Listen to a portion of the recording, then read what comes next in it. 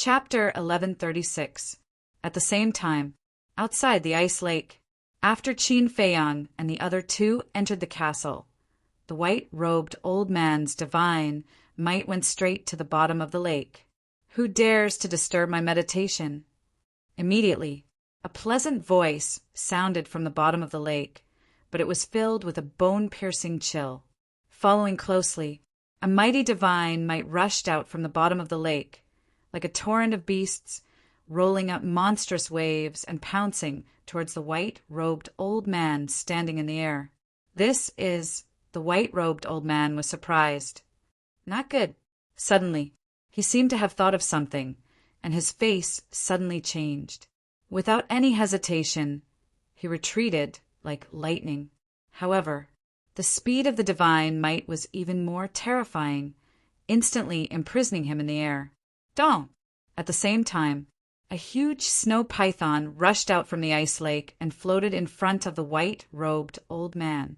Its eyes seemed to be condensed from ice, emitting a great pressure. "I'm sorry, I didn't mean to offend you." When the white-robed old man saw the snow python, his body and mind trembled, and he quickly apologized. "If you didn't mean it, then you did it on purpose." The snow python looked at him playfully. "I didn't mean it." The white-robed old man shook his head, his eyes filled with fear. "Since you didn't do it on purpose, did you come here to court death? If that's the case, then I'll fulfill your wish." The snow python's eyes turned cold, raised its huge tail, and slapped the white-robed old man's body. "Ah!" the white-robed old man screamed. His body cracked on the spot, and blood stained the sky. Like a meteorite, he smashed into the glacier below. The snow python's strength was too strong. In front of her, even the white-robed old man, who was only one step away from becoming a war god, had no power to fight back. At the same time, on the surface of the ice lake, two heads popped out. It was Qin Feiyang and Yan Wei. "Who is she? How can she be so strong?" Yan Wei secretly asked, looking at the snow python above. His eyes were filled with fear. Qin Feiyang said, "She is the guardian of the teleportation altar. According to my guess, she should be a real god." "A real god?" Yan Wei's eyes trembled. No wonder Qin Feiyang and Fatso said that there would be a good show to watch. What was the difference between a fake god meeting a real god and seeking death? "Don't bother about them. Let's go." Qin Feiyang called out and rushed to the bottom of the lake. This was not the first time he had come here, so he easily found the entrance and entered the cave below the ice lake. "I didn't expect there to be such a place in the first district." Looking at the grotto and the teleportation altar, Yan Wei's face was filled with hope.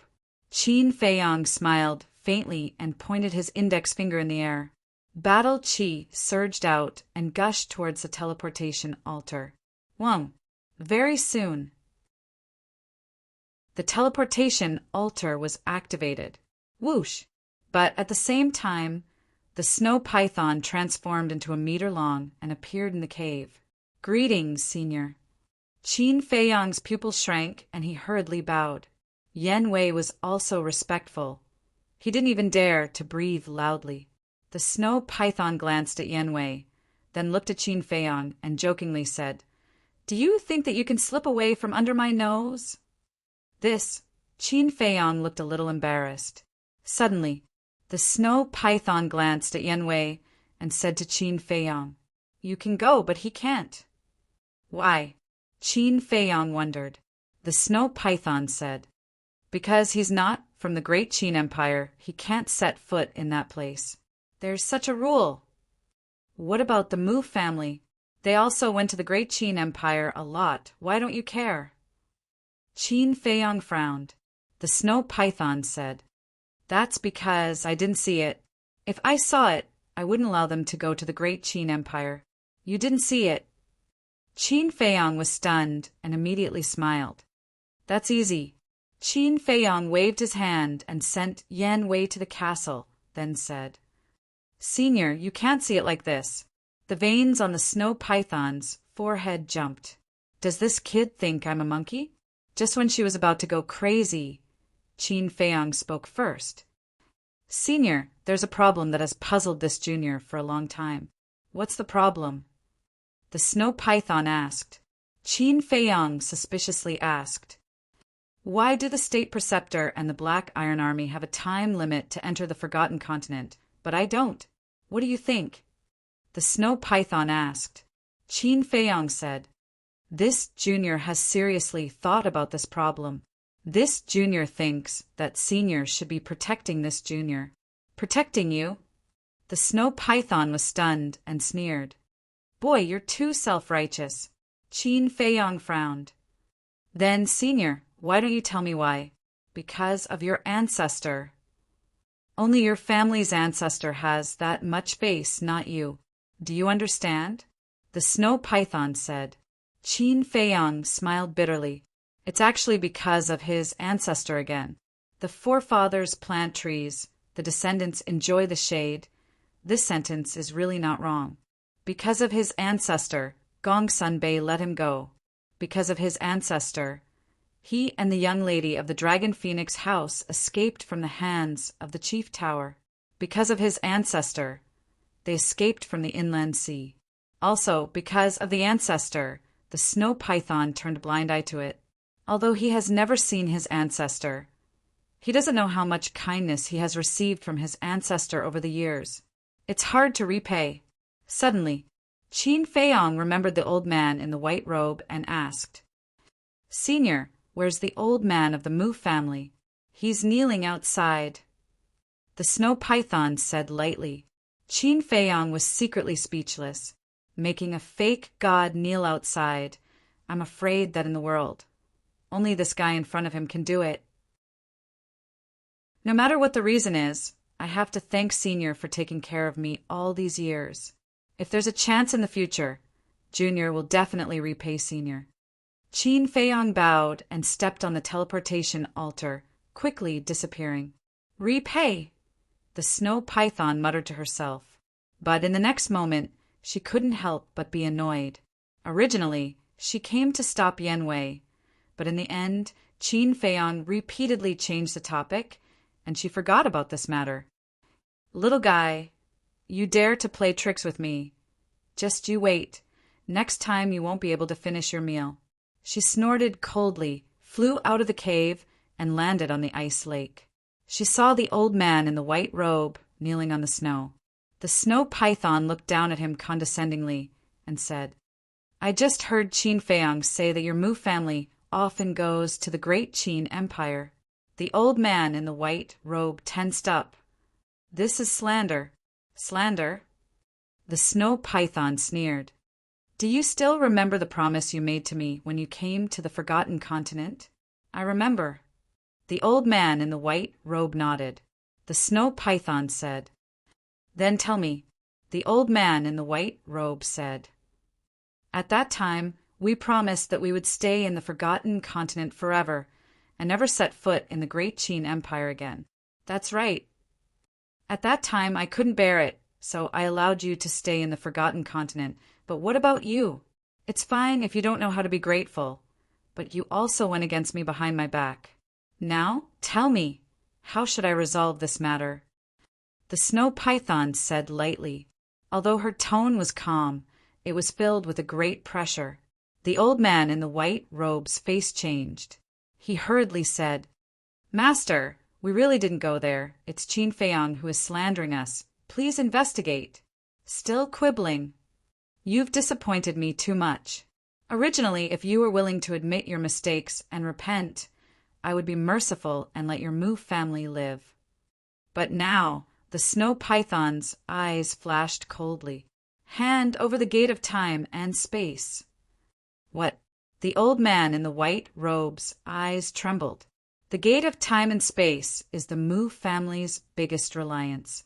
It can even be said that the gate of time and space is related to the Mu family's lifeline. Now that they want him to hand over the gate of time and space, isn't this putting the Mu family to death? The snow python said, You can choose not to hand it over, but your Mu family will be destroyed today. The old man in the white robe's face instantly turned pale.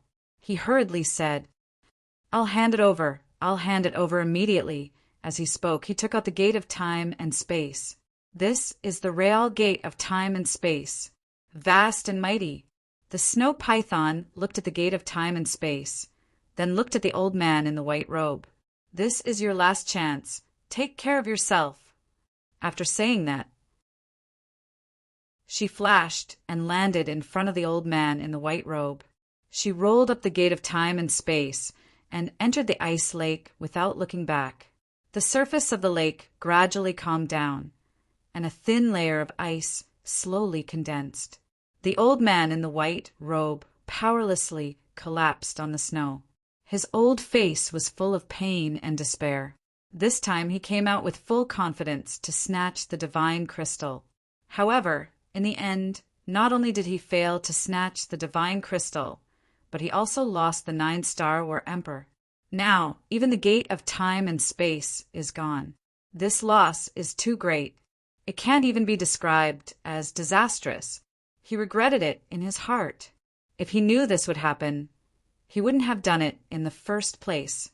At the same time, the hatred in his heart towards Qin Feiyang had already risen to an unprecedented level, because all of this was caused by Qin Feiyang, Great Qin Empire, Butterfly Valley. The old man is long gone. Now, the people guarding this place are the invincible Black Army of the imperial capital.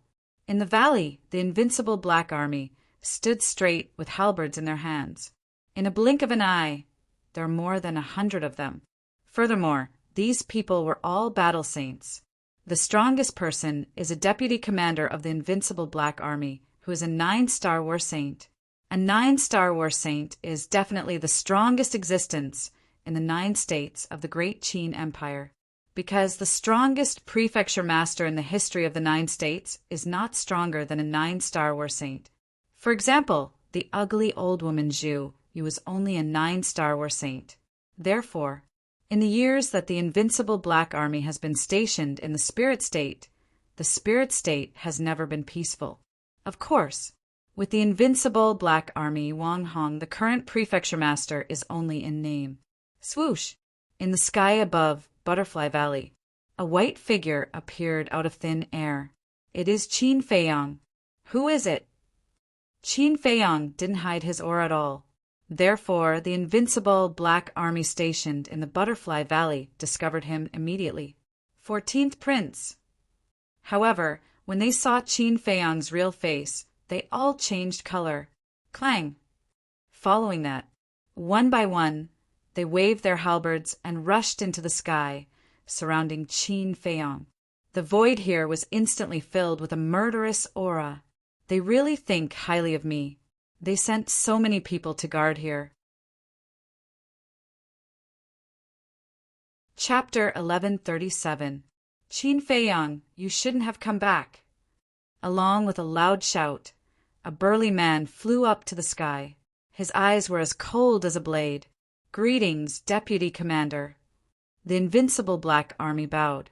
Qin Feiyang turned his head to look at the burly man and said indifferently, a 9-star battle saint is able to become the deputy commander of the invincible Black Army. It seems like the Great Qin Empire has exhausted its talents. How dare you? How dare you talk to me like this with your cultivation base? The burly man shouted. If it was in the past, he could only endure such undisguised contempt. This was because the person in front of him was the son of the Supreme Emperor. But now, this person was just a pitiful worm that everyone wanted to beat up. Even if he was killed here, no one would care. Qin Feiyang smiled and said, my cultivation base is not strong, but it is still easy for me to kill you. How arrogant! The burly man was furious. He looked at the invincible Black Army and shouted, what are you waiting for? Have you forgotten the Emperor's order? Kill anyone who sees this thief. Boom! The invincible Black Army that surrounded Qin Feiyang suddenly unleashed their aura and attacked together. The halberds in their hands emitted a monstrous light. Kill him! Qin Feiyang muttered to himself. If he had heard this in the past, he would have been sad and pained. But now he felt nothing. It was as if it had nothing to do with him. But he had not really let it go. He was in despair. He no longer had any hope.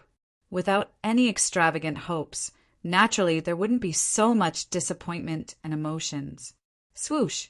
Qin Feiyong moved his mind, and Yan Wei appeared out of thin air. Leave no one alive. Qin Feiyong said calmly. Understood. Yan Wei glanced at the invincible black army that was charging at him. His eyes flashed with killing intent. Boom! The Emperor's aura exploded and shocked everyone. Everyone present was instantly imprisoned in the void, including the burly man. It's a combat emperor. Why is there a battle emperor by his side? The group of people turned pale with fright, their hearts filled with disbelief. Qin Feiyong said indifferently, the last time I came back, I brought a group of fake gods with me. This time, I brought a battle god back. Is it that strange? Everyone's heart trembled. That's right.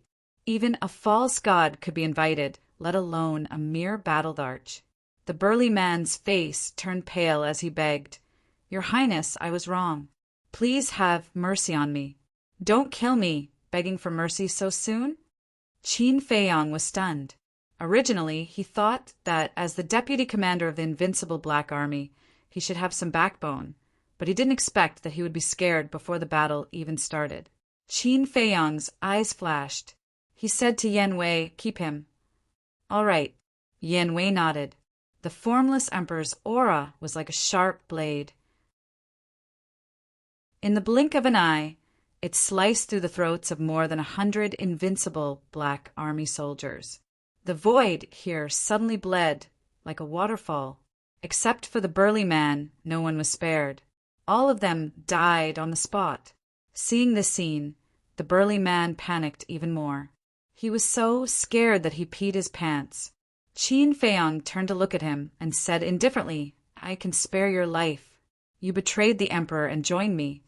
Yes, yes. The burly man didn't hesitate at all and nodded repeatedly. Such a spineless person deserves to be killed. Yan Wei snorted coldly. You're right, but he still has value. Qin Feiyong transmitted his voice. What value? Yan Wei frowned. Qin Feiyong said to himself, I have to ask him to take me to the imperial capital and cripple his cultivation. Understood. Yan Wei's eyes flashed. He pointed his index finger in the air, and a stream of battle qi entered the burly man's lower abdomen like lightning. Ah! The burly man immediately held his lower abdomen and howled miserably. At the same time, Qin Feiyong formed a seal with both hands. A slave seal appeared and rushed into the burly man's head. Why did you come back? But at this moment, an angry voice sounded. A middle-aged man in white appeared in front of Qin Feiyong. He had a square face, a rough face, thick eyebrows, big eyes, and a black eye patch on his left eye. The aura he emitted was quite powerful. He was Wang Hong. Looking at Qin Feiyong, his eyes were filled with blame and worry. Qin Feiyong laughed, long time no see. Still smiling mischievously, Wang Hong slightly raised his eyebrows and said, Do you know how dangerous your current situation is? Does it matter? Qin Feiyong smiled faintly. Of course it matters. You were fine in Forgotten Continent. Why did you come back to die? Wang Hong said angrily, Die. I never thought that I was sending myself to death. Qin Feiyong said, You, looking at Qin Feiyong's innocent expression. Wang Hong was so angry that he glared. At this moment, the burly man shouted, Wang Hong, I'm ordering you to take him down. Wang Hong glanced at the burly man, then looked at Qin Feiyong, his expression uncertain. Qin Feiyong sighed. Actually, you shouldn't have come out. If he didn't come out, Wang Hong could pretend that he didn't see him. But since he came out as the Spirit State's mansion master, he couldn't sit idly by. But I came out. Wang Hong said. Qin Feiyong said, You and the old man are really alike, but you are both blindly loyal. Do you know that? Wang Hong said, Blindly loyal or stupid. I am a subject, so I must do my duty. Sigh, I really never thought that one day we would become enemies. Qin Feiyang sighed deeply. I also never thought that there would be such a day. Wang Hong shook his head. Then make your move. I will also do my best to show my respect for you. Qin Feiyang said. Boom! The aura of a 4-star battle saint exploded. What? 4-star battle saint? The burly man's gaze trembled. How long had it been since Qin Feiyang caused havoc in the imperial city? He had already stepped into the realm of a 4-star battle saint. Wang Hong was even more incredulous. Thinking back, when this kid first entered the state capital, he was only a battle king. In just a few years, he had climbed to such a height, leaving others in the dust. However, Yan Wei frowned and sent a sound transmission to Qin Feiyang. I can see that the relationship between the two of you was very good in the past. Is it really okay for you to attack without holding back like this? He could see through Wang Hong's cultivation at a glance. He was only a battle master. Facing the current Qin Feiyang, he was no match for him. I know Wang Hong's character very well. Hiding one's strength and giving in to him is the greatest disrespect to him. Qin Feiyang said to himself. So that's how it is. Yan Wei suddenly understood. Boom! Wang Hong's body shook and his aura surged out. Even though I know that I'm no longer your opponent, I still want to try. I want to see how much you've grown. Wang Hong took a step forward and threw a punch at Qin Feiyang. Then feel it carefully. Qin Feiyang struck out with his palm. In an instant, the fist and palm collided. Boom! With a loud sound, Wang Hong's arm was torn into pieces on the spot. Blood splattered across the sky. Immediately after, like a meteorite, he smashed into the butterfly valley below. Dust and smoke rose in all directions, and a deep pit appeared. Then he never got up again. He lay at the bottom of the deep pit, his life and death unknown. However, there was a faint, gratified smile on his blood-stained face. Qin Feiyang also smiled. Immediately, he turned to look at the burly man and said, You'd better not try anything because, after being controlled by the slave seal, I can clearly peek into your inner thoughts and can even erase your soul in an instant. What? The burly man's eyes trembled. Qin Feiyang said, Quickly take the spiritual sea pill and then take us to the imperial capital. Yes. The burly man quickly nodded and took out a spiritual sea pill and put it into his mouth. Qin Feiyang didn't look at Wang Hong anymore. He landed in front of a dead soldier of the invincible Black Army. He took off the armor and put it on. Then he swallowed an illusion pill and changed into an unfamiliar face. Time passed by breath. After the burly man repaired his sea of qi and wiped the blood off his body, he took Qin Feiyang to the secret chamber below the Butterfly Valley. As for Yan Wei, Qin Feiyang sent him to the castle. As for Wang Hong, Qin Feiyang, of course, would not really kill him. He just made him faint. After a while, Qin Feiyang and the burly man entered the secret chamber and came to the teleportation altar. Qin Feiyang looked at the burly man and said, You should have family in the imperial capital, right? What do you want to do? The burly man was surprised. Qin Feiyang smiled and said, I just want to tell you, don't play any tricks. Otherwise, not only will you die, but your family will also be implicated. He was worried that this person was not afraid of death and appeared in the pagoda, exposing his identity in front of Old Man Qin. One had to know, Old Man Qin was not only a false god, but the pagoda was also located in the back mountain of the imperial palace. If his identity was exposed, he would not be able to escape even if he had a pair of wings. That was why he threatened this person, so that he would completely give up. You're a demon, the burly man shouted. Qin Feiyang said lightly, Since you know I'm a demon, why do you still want to provoke me? The burly man held his breath and then sighed helplessly. Battle qi surged and the teleportation altar quickly recovered. Pagoda! 9 blood-red altars were neatly arranged on the ground, emitting an ancient and cold aura. Next to each altar, there was a stone tablet with different words engraved on it. Ling state, Yun state, He state, You state, Feng state, etc. The 9 altars were dim. Suddenly, the teleportation altar of Ling state suddenly shone with a resplendent blood light. 2 figures appeared on the altar out of thin air. It was Qin Feiyang and the burly man. At the same time as the altar recovered, the pagoda's door opened rapidly. Outside the door, an old man with white hair and a white beard stood. His white robes were spotless and his aura was otherworldly. He was the guardian of the pagoda, Old Man Qin. Greetings, Old Man Qin. Qin Feiyang jumped down from the altar and followed behind the burly man. He walked quickly to Old Man Qin and bowed. Old Man Qin glanced at Qin Feiyang and then at the burly man, asking, "Do you have news of Qin Feiyang?" "No." The burly man shook his head. Old Man Qin frowned and shouted, "Then why did you come back? Don't you know that leaving your post without permission will result in death?" "Spare me, Old Man Qin." The burly man knelt on the ground hurriedly and said, "I have something important to do and have to return home." "Old Man Qin, please make an exception. I promise that it won't take more than 3 days." Old Man Qin frowned and said, "3 days is too long. 1 day at most. You have to return to Butterfly Valley tomorrow morning." "All right. Thank you, Old Man Qin." The burly man was grateful. With that said, he stood up and opened the teleportation gate, bringing Qin Feiyang in. Wait, but suddenly... Chapter 1138. Have we been discovered? Qin Feiyang and Old Man Qin's body stiffened. They stopped, looked at each other, braced themselves, and turned to look at Old Man Qin. The burly man asked, "Old Man Qin, what can I do for you?"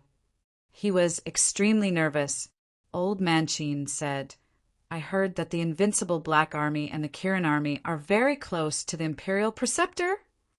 Qin Feiyang secretly breathed a sigh of relief.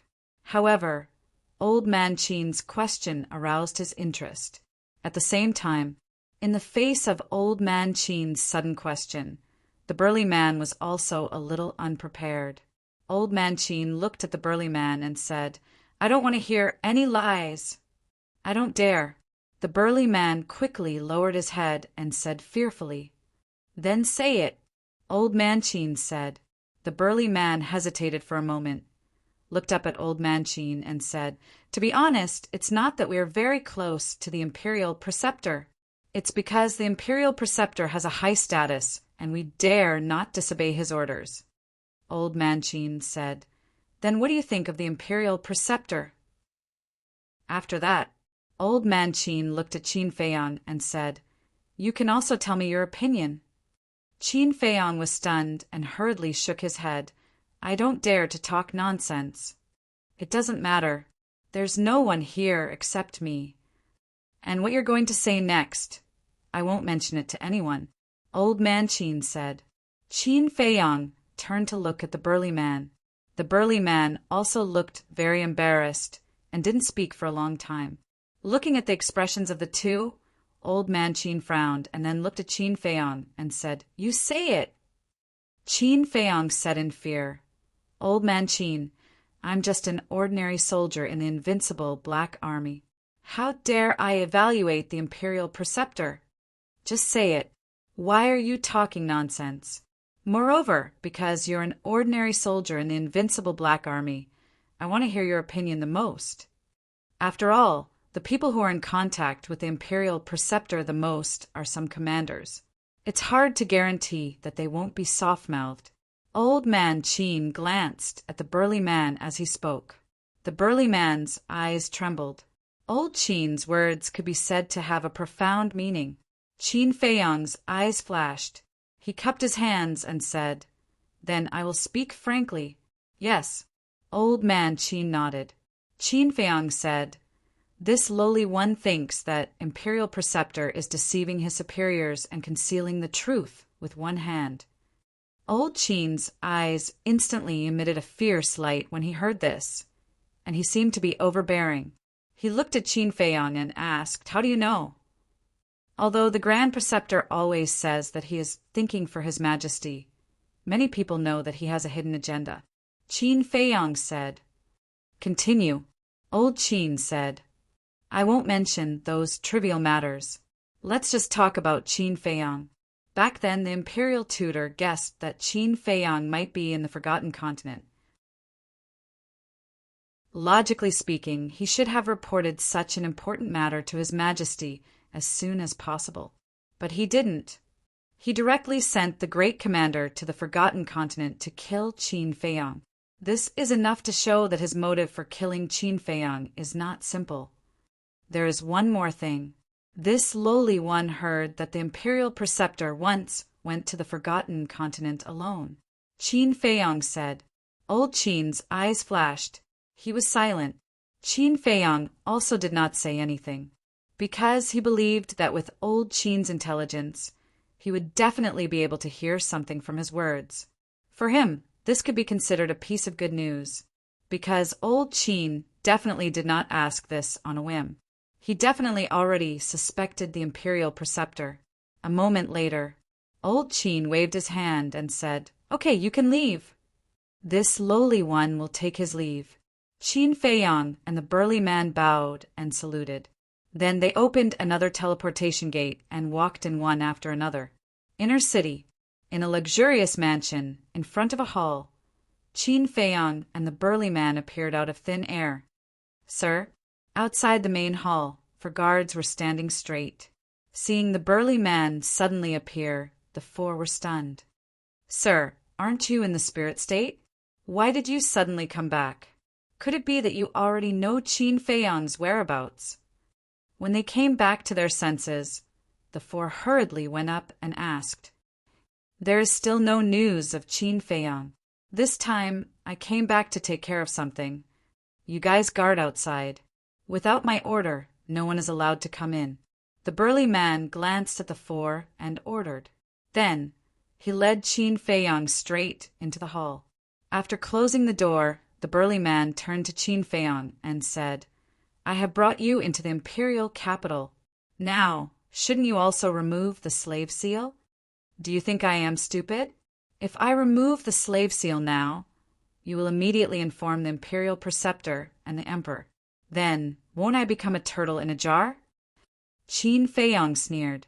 The burly man's eyes darkened as he asked, "Then, when will you be willing to remove the slave seal?" "Don't be hasty.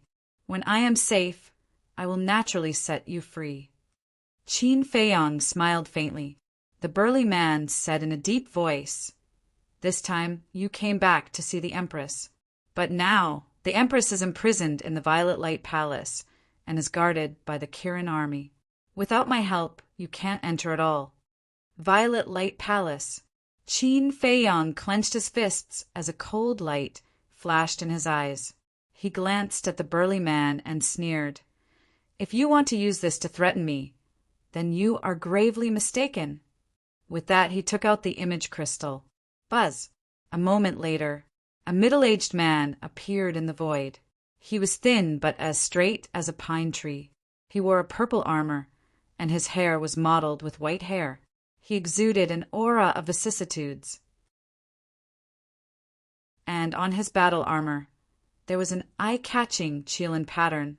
That's right, he was the commander of the Kirin army. You are.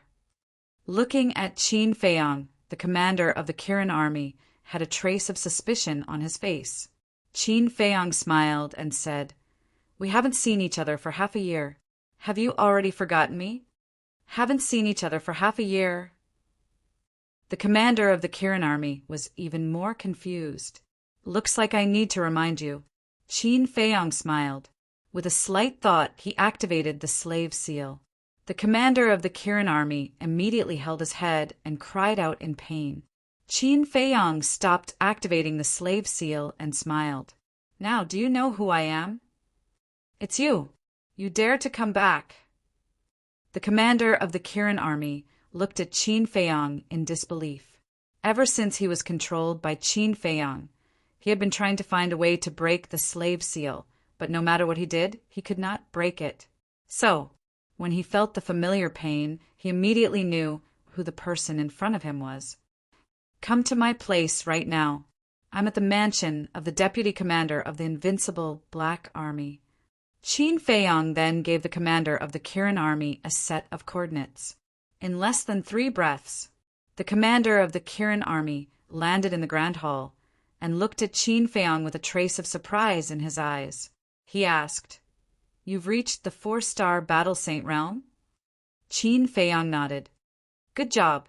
The commander of the Kirin Army gave him a thumbs up. Qin Feiyang smiled and asked, "How's my mother?" The commander of the Kirin Army didn't answer. Instead, he glanced at the burly man. Qin Feiyang thought to himself, "Don't worry. When this is over, I'll make him disappear from the spiritual state." The commander of the Kirin Army narrowed his eyes and sighed. "Can you stop messing around? This won't do you any good. Do you think there's any room for improvement in my relationship with the emperor?" Qin Feiyang sneered. "Why not? As long as you lower your head and apologize, I'm sure the emperor will forgive you." The commander of the Kirin Army said, "I didn't do anything wrong. Why should I lower my head and apologize to him? He's the one who should apologize." Qin Feiyang said. Alas!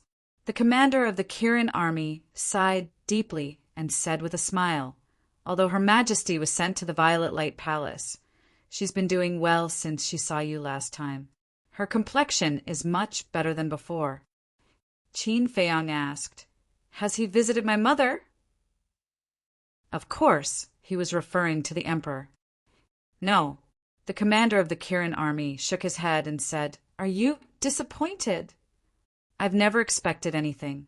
Why would I be disappointed?" Qin Feiyang sneered and said, "I want to see my mother." The commander of the Kirin Army, looked troubled. "You don't have a choice." Qin Feiyang said, "Okay." The commander of the Kirin Army nodded and took out a set of Kirin Army armor and handed it to Qin Feiyang. Qin Feiyang took off the invincible Black Army's armor and quickly put it on. Then, he looked at the commander of the Qilin Army and said, "Last time you betrayed me in the Divine Penitentiary and almost caused me to lose my life. Until now, I still remember it. If you dare to play any tricks this time, I will definitely not show mercy." The commander of the Kirin Army smiled bitterly and opened a portal. He turned around and walked in. "Wait for me here," Qin Feiyang instructed the tall and sturdy man. Then he turned around and followed in. The Violet Light Palace. It was located in the outskirts of the palace. It was very remote, and only the unfavored concubines would be sent here. In other words, it was equivalent to the Cold Palace. Once the concubines were sent here, their lives were basically hopeless. This was why Qin Feiyang was so angry when he heard about the Violet Light Palace. Whoosh! Qin Feiyang and the burly man appeared in front of a hall. "Greetings, Commander." Outside the main hall, the Qilin Army was on guard every 3 steps and a sentry every 7 steps. They were extremely vigilant. The commander of the Kirin Army asked, "Where is Her Majesty?" One of them said respectfully, "Her Majesty is inside." "Open the door." The commander of the Kirin Army said. Yes. The man turned around and walked to the door of the hall and pushed it open. The commander of the Kirin Army strode in with Qin Feiyang. The decoration in the hall was very simple. Except for a table and a few stools, there was nothing else. It looked empty and cold. The only tables and stools in the room were also very old and shabby. But it was very clean and spotless. However, Qin Feiyang didn't see his mother in the hall. The commander of the Kirin Army said, "Her Majesty should be on the 2nd floor. Go up quickly. I'll wait for you downstairs." However, Qin Feiyang didn't move. He looked at the commander of the Kirin Army with a cold light in his eyes. The commander of the Kirin Army sighed and said, "Don't worry. I won't inform His Majesty and the State Preceptor this time." "You'd better." A cold light flashed in Qin Feiyang's eyes. He took off the armor on his body and took out a pure white robe from his chinkuin bag. He put it on neatly, and then took a facial restoration pill. After that, he recovered his true appearance and walked towards the second floor. At this moment, a woman in white was sitting at a wooden table in the hall on the second floor. Although her clothes were a bit old, it didn't affect her temperament.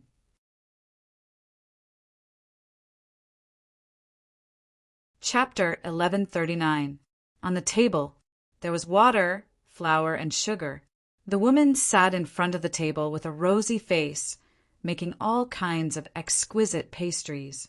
2 maids sat beside her to help. One of the maids said with a smile, "Your Highness, if His Highness knows that you make so many pastries for him every day, he will be so touched." "Really?" the woman in white asked with a smile. "Of course. I just don't know when His Highness will come back." The 2 female attendants spoke, and there was a trace of disappointment on their faces. The woman in white looked up outside the window and said with a smile, "He will come back sooner or later." "Tada!" Before she finished speaking, there was a sound of footsteps. Someone is coming. Who would come here? It can't be His Majesty, can it? The 2 maids heard the footsteps and immediately looked up at the stairs outside with a trace of suspicion on their faces. "Let's go and see." The woman in white smiled. "Okay." The 2 maids put down what they were doing and got up to walk to the stairs. But after taking 2 steps, they were stunned. At the entrance of the staircase, a familiar figure slowly walked up. "Are my eyes playing tricks on me?" The 2 maids looked at each other for a long time. Their faces were full of disbelief. When they rubbed their eyes and looked again, they saw that the familiar figure was already standing outside the hall. That's right. This person was Qin Feiyang. He stood outside the door and looked at his mother's back. His eyes couldn't help but warm up. At the same time, the woman in white also noticed the reaction of the 2 maids. She looked at the 2 of them in confusion and asked with a smile, "Who is it that made you so surprised?" "It's—" The 2 maids pointed at Qin Feiyang outside the door and stammered, unable to say a complete sentence for a long time. The more the woman in white looked, the more curious she became. So she turned to look outside the door. Immediately, the smile on her face froze. "Mother!" Qin Feiyang called softly, tears flowing down uncontrollably. Hearing this familiar call, the woman in white trembled and slowly got up. She looked at Qin Feiyang in a daze, feeling as if she was dreaming. "Mother, I'm back." Qin Feiyang muttered softly as he walked towards his mother. Even when Qin Feiyang walked in front of her, the white-clothed woman still hadn't come back to her senses. "Wait." Suddenly, the 2 maids seemed to have thought of something. They stepped in front of the white-clothed woman and looked at Qin Feiyang vigilantly. Qin Feiyang was stunned. What did he mean? The white-clothed woman finally regained her senses and looked at the 2 of them in confusion.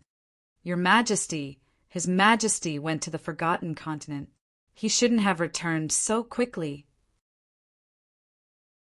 Furthermore, even if your Highness returns, the invincible Black Army guarding the Butterfly Valley will definitely stop your Highness and immediately report it to Her Majesty. But now, there's no movement from the Imperial Palace at all. So we suspect that he's an imposter." Qin Feiyang was quite surprised by the 2 maids' logical analysis. He didn't expect that the 2 maids by his mother's side were so smart. Of course, he definitely wouldn't be angry because of this, because the reason why these 2 maids were so vigilant was for his mother's safety. In other words, these 2 maids were sincere and loyal to his mother's side. After listening to the 2 maids' words, the white-clothed woman's eyebrows also had a trace of vigilance. Qin Feiyang didn't say anything. He directly took out the Heaven's Eye Stone and held it in his hand. Time passed breath by breath. The Heaven's Eye Stone didn't react at all. Qin Feiyang's appearance also didn't change at all. "It's really you, Feiyang." The white-clothed woman looked at the Heaven's Eye Stone and looked at Qin Feiyang's face. Her eyes couldn't help but become misty. "Mother." Qin Feiyang put away the Heaven's Eye Stone and was about to dive into his mother's arms to enjoy the long-lost motherly love. But at this moment, one of the maids stretched out her hand and stopped Qin Feiyang. "What else do you want?" Qin Feiyang was a little annoyed. The maid took out another Heaven's Eye Stone from her chinkoan bag and handed it to Qin Feiyang, saying, "I can't help but suspect that your Heaven's Eye Stone has been tampered with. So, I have to try again with my Heaven's Eye Stone." Qin Feiyang's face darkened. The joy of reuniting after a long time disappeared in an instant. He grabbed the Heaven's Eye Stone. A moment later, the Heaven's Eye Stone and his face still didn't change at all. Qin Feiyang looked at the two maids and said, "Sisters, do you believe me now?" The two women looked at each other. Ecstasy crawled up their faces in an instant. They hurriedly knelt on one knee and said respectfully, "Greetings, Your Highness." Qin Feiyang rubbed his forehead, his face full of helplessness. The white-clothed woman smiled and said, "Feiyang, don't blame them. They have good intentions." "I know." Qin Feiyang nodded. He looked at the two maids and said with a smile, "Both of you get up. I'm no longer Your Highness. Don't be so courteous to me. No, in our eyes, you've always been our 14th Highness." The two maids got up and looked at Qin Feiyang with resolute eyes. Qin Feiyang smiled and looked at his mother's face. Indeed, as the commander of the Kirin army said, his mother's condition was much better than before. She looked full of energy. "Come, let mother see if you've changed." The white-clothed woman grabbed Qin Feiyang's hand and sat by the wooden table. She carefully looked at Qin Feiyang from head to toe. Qin Feiyang remained silent with a smile on his face. A moment later, the white-clothed woman smiled and said, "You've changed. You've become more mature, more steady, and more charming. There should be many girls who like you." "Mother." Qin Feiyang's face turned red. The two maids looked at each other and couldn't help but snicker. "You're still laughing?" Qin Feiyang stared at them. He had a lot of things to say to his mother, but he didn't know what to say after these two girls made fun of him. The two girls had been with the white-clothed woman for many years. They were loyal and devoted. When they saw Qin Feiyang staring at them, not only were they not afraid, they even stuck out their tongues at Qin Feiyang. They looked quite cute. Qin Feiyang shook his head helplessly. "Your Highness, when did you come back? Why is there no movement at all? Yeah, isn't it strange? Did Your Highness bribe the invincible Black Army in Butterfly Valley?" The two girls asked curiously. "Yeah, Feiyang, what's going on?" The white-clothed woman also thought of this and looked at Qin Feiyang suspiciously. Qin Feiyang smiled bitterly and said, "How can I bribe them? However, I can still kill them." "Kill them? I heard that the invincible Black Army isn't the only one guarding Butterfly Valley. There's also a deputy commander of the invincible Black Army. He is a 9-star battle saint." The two maids were bewildered. "So what if he's a 9-star battle saint?" Qin Feiyang sneered. The two maids held their breaths. Aren't these words too domineering? The white-clothed woman was slightly taken aback. Then, she carefully sized up Qin Feiyang's cultivation. Her eyes suddenly lit up and said, "You've broken through to 4-star battle saint?" "Yes." Qin Feiyang nodded. "So fast? Your Highness is indeed the #1 monstrous genius of the great Qin Empire." The two maids were shocked, and their eyes were filled with admiration. However, one of the maids quickly said, "That's not right. Even if Your Highness is a 4-star battle saint, it's impossible for you to kill a 9-star battle saint. I say, why do you have so many questions? Can't you let me get along with my mother?" Qin Feiyang was angry. "Aren't we just happy? Since Your Highness is impatient, we won't ask any more." The two maids smiled embarrassedly and retreated behind the white-clothed woman. Then they kept quiet. Qin Feiyang was extremely helpless. He looked at the white-clothed woman and asked in confusion, "Mother, isn't it forbidden to bring maids into the Amethyst Palace? Why are they here?" We have to thank the commander of the Kirin army for this. Yes, he's a good person. The two maids spoke again. What do you mean? Qin Feiyang frowned. When Her Highness was sent to the Amethyst Palace, we also wanted to come with her. After all, Her Highness has treated us like family all these years. We couldn't bear to part with her. But His Majesty didn't allow it. He said that the people of the Cold Palace didn't need maids to serve them. Later, the commander of the Kirin army came to visit Her Highness. Seeing that Her Highness was too lonely and bored here, he went to His Majesty to plead for Her Highness. After several pleas, His Majesty finally agreed to let us come over to accompany Her Highness. The two maids sighed, hearing these words. Qin Feiyang couldn't help but clench his fists. As the saying goes, a day together as husband and wife means endless devotion for the rest of your life.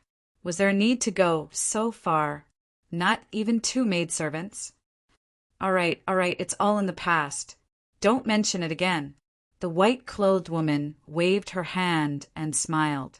Looking at Qin Feiyang, she said, "Tell me, what have you been doing in the Forgotten Continent for the past half a year?" Okay. Qin Feiyang nodded.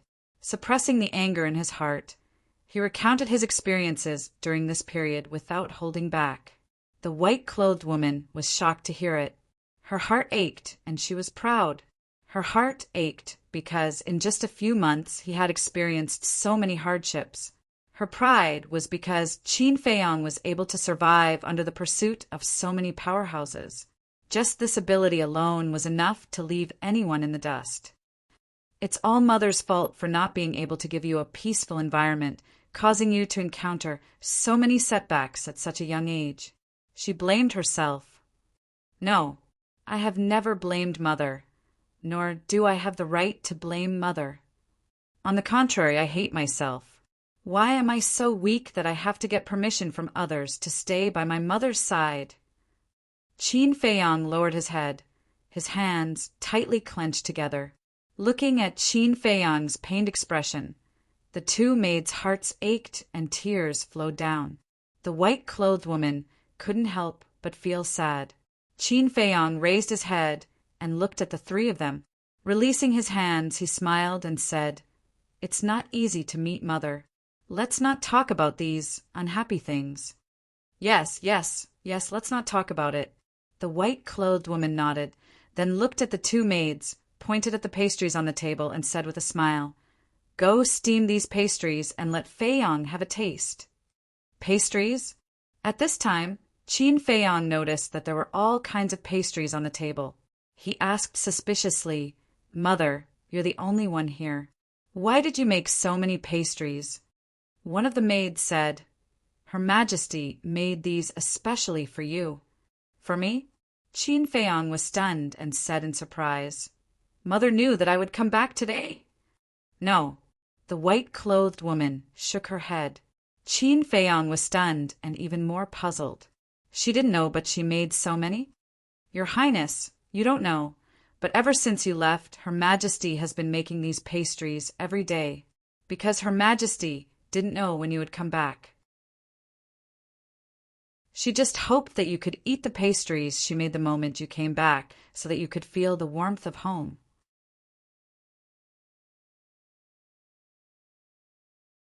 Chapter 1140. Every day. Qin Feiyang trembled both physically and mentally as he looked at the woman in white.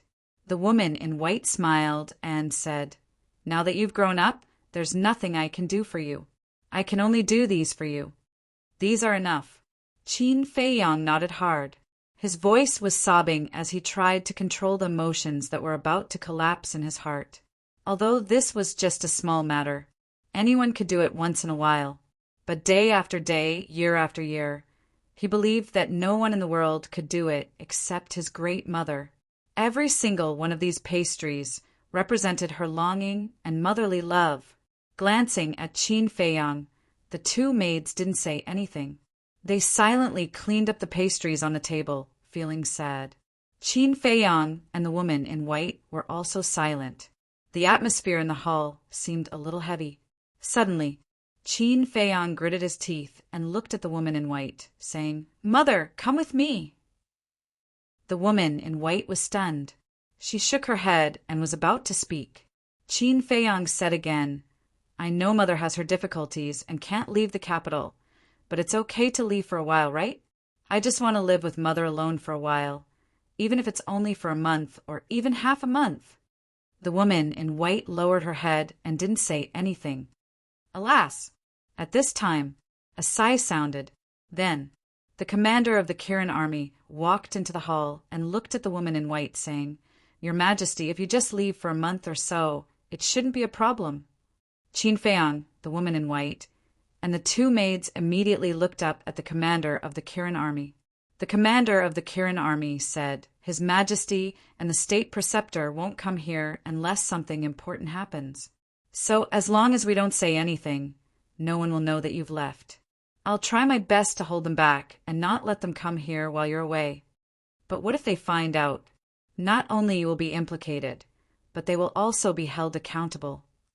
The woman in white said, "Your Majesty, we're not afraid." The two maids immediately said in unison. The commander of the Kirin army smiled and said, "I'm not afraid. At worst, I'll be dismissed." The woman in white shook her head. She looked at Qin Feiyang and said, "Feiyang, I also want to go out with you and have a look. However, I have already killed Qin Zhong and Qin Yi. I can't implicate them anymore. Can you understand?" Qin Feiyang closed his eyes and nodded painfully. "I understand." "Empress," the two maids still wanted to say something. However, the white-clothed woman frowned and shouted, "Don't forget who you are!" The two maids turned pale and didn't dare to persuade him again. They took the pastries and left. Although the white-clothed woman was very amiable right now, once she got angry, let alone these maids, even the civil and military officials would be afraid. The Qilin army commander sighed deeply and didn't say anything more. He turned around and left silently. The woman in white looked at Qin Feiyang guiltily and said with a smile, "Child, can you forgive your mother?" "Mother, you're too serious." Qin Feiyang squeezed out a stiff smile and asked, "By the way, how is the little prince now?" The woman in white smiled and said, "Your father cares about him and takes care of him. Of course, he's very good." Qin Feiyang suddenly stood up and said angrily, "He's not my father!" The woman in white's smile froze. Qin Feiyang immediately realized that he had lost his composure. He quickly lowered his head and said, "I'm sorry, Mother. I shouldn't be angry at you. It's okay." The woman in white waved her hand, but her eyes were a little sad. When would the grudge between this father and son be resolved? After a while, the two maids returned with 2 plates of piping hot pastries. The woman in white grabbed a piece of pastry and handed it to Qin Feiyang. She smiled and said, "Eat some."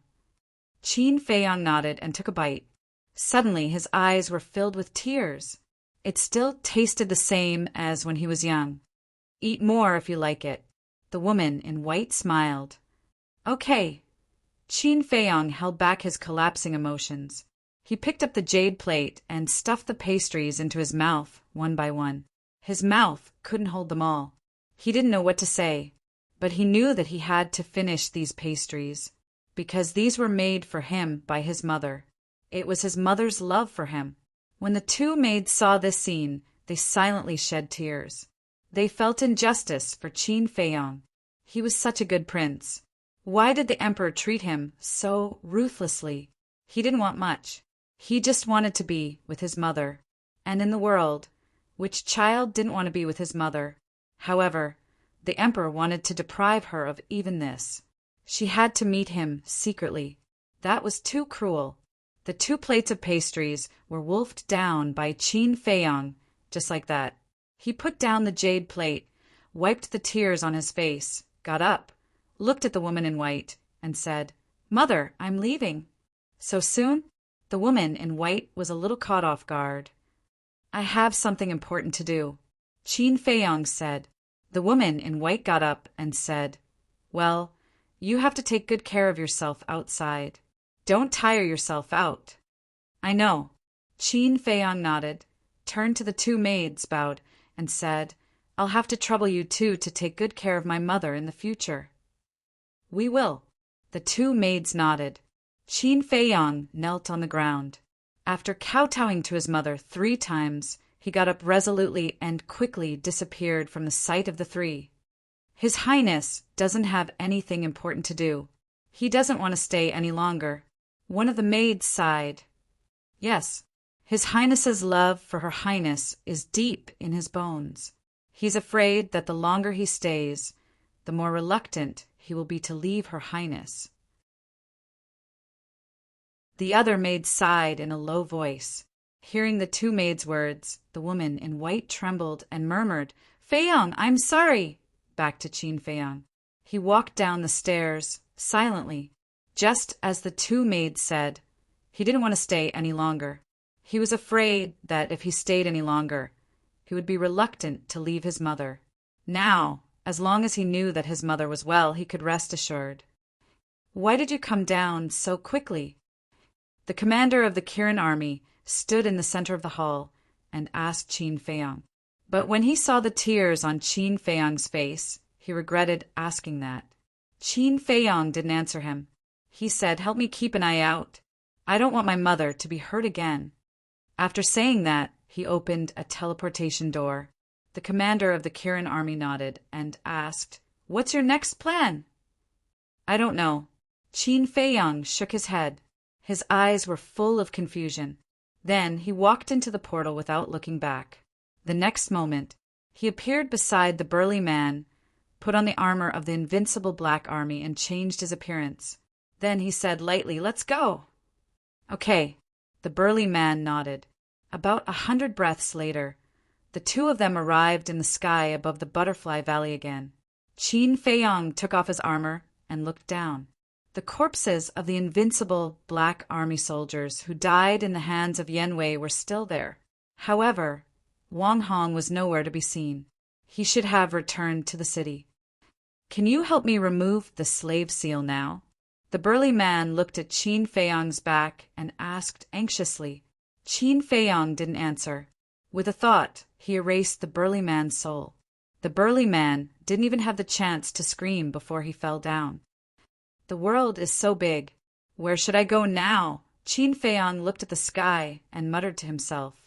Then he stepped into the air and gradually disappeared into the vast sky. Now, he was completely lost. He didn't know what to do. He even doubted whether everything he had done and persevered for all these years had any meaning. Next, he was just like a walking corpse. Walking aimlessly, he went to the city. He saw Luo Qianxue, Mermaid Princess, Lu Yun, Lin Yi, Yan Nanshan, Yin Yuanming. He visited everyone who was related to him one by one. He even visited his former opponents or some people who were not close to him, such as Huang San, who was a passerby in his life. However, he didn't show up, nor did he greet them. He hid his cultivation and disguised himself as a stranger. He stood in the crowd and looked at them from afar. He didn't know why he did this. He just felt empty in his heart. What did he want to fill? Next, he went to Yen City and Black Bear City.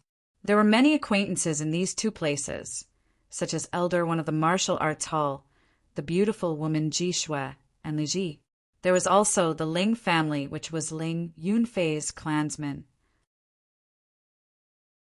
There was also the Jiang family, which was Jiang Zhengyi's clansman. He also went to see Luo Qingzhu's cousin, Jiang Wei. This person was an out-and-out playboy back then. However, after being taught a lesson by him, he restrained himself. After all these years, Jiang Wei's previous bad habits had been completely changed. He had become a good young man that everyone praised. His cultivation had also improved a lot. He was now a 9-star battle monarch. 9-star battle monarch was naturally incomparable to Qin Feiyang. However, in the entire Yan County, he was considered one of the best among the younger generation. However, Qin Feiyang still didn't greet anyone. He walked silently on the street like a loner. Finally, he returned to Iron Ox Town. Inside a simple and crude tea house, Qin Feiyang was wearing a set of shabby linen clothes. He was sitting by a window, drinking bitter tea, while scanning the streets outside. Iron Ox Town hadn't changed much over the years. Most people were still very simple and amiable. However, due to Lin Chang's death, the former Lin family had long since fallen from grace and had declined significantly. The Zhao family was still there. The Zhao family was Zhao Shuang Er's family. However, the Zhao family wasn't like the Lin family. Under the leadership of Zhao Shuang Er's grandfather, the current Zhao family was several times stronger than before. Excluding the martial arts hall in Dan Hall, it was already the strongest overlord of Iron Ox Town. Zhao family, Zhao Shuang. If Zhao Shuang didn't die, perhaps the Zhao family today would be even stronger. Qin Feiyang whispered. Back then in the Swallow Pan mountain range, the scene of Feng Ling Air, Zhao Shuang, Ling Yunfei, Luo Qingzhu, and Jiang Jingyi being killed by Zhua En and the others was still vivid in his mind. If everyone didn't die, aside from Jiang Jingyi, with the talent of Luo Qingzhu and the others, they would probably be the same as Lin Yi, the pride of the state capital. Sigh. Qin Feiyang sighed, took out a few gold coins, put them on the table, got up and left Iron Ox Town. In the end, he returned to the place where he had lived with Uncle Yuan for 5 years. Over the years, this place had already changed beyond recognition. Even the burned wooden building had been covered by vegetation. However, although everything no longer existed, and Uncle Yuan had left without a trace, Qin Feiyang's heart calmed down as soon as he came here. Although I was born in the imperial capital and my mother is also in the imperial capital, this is my home.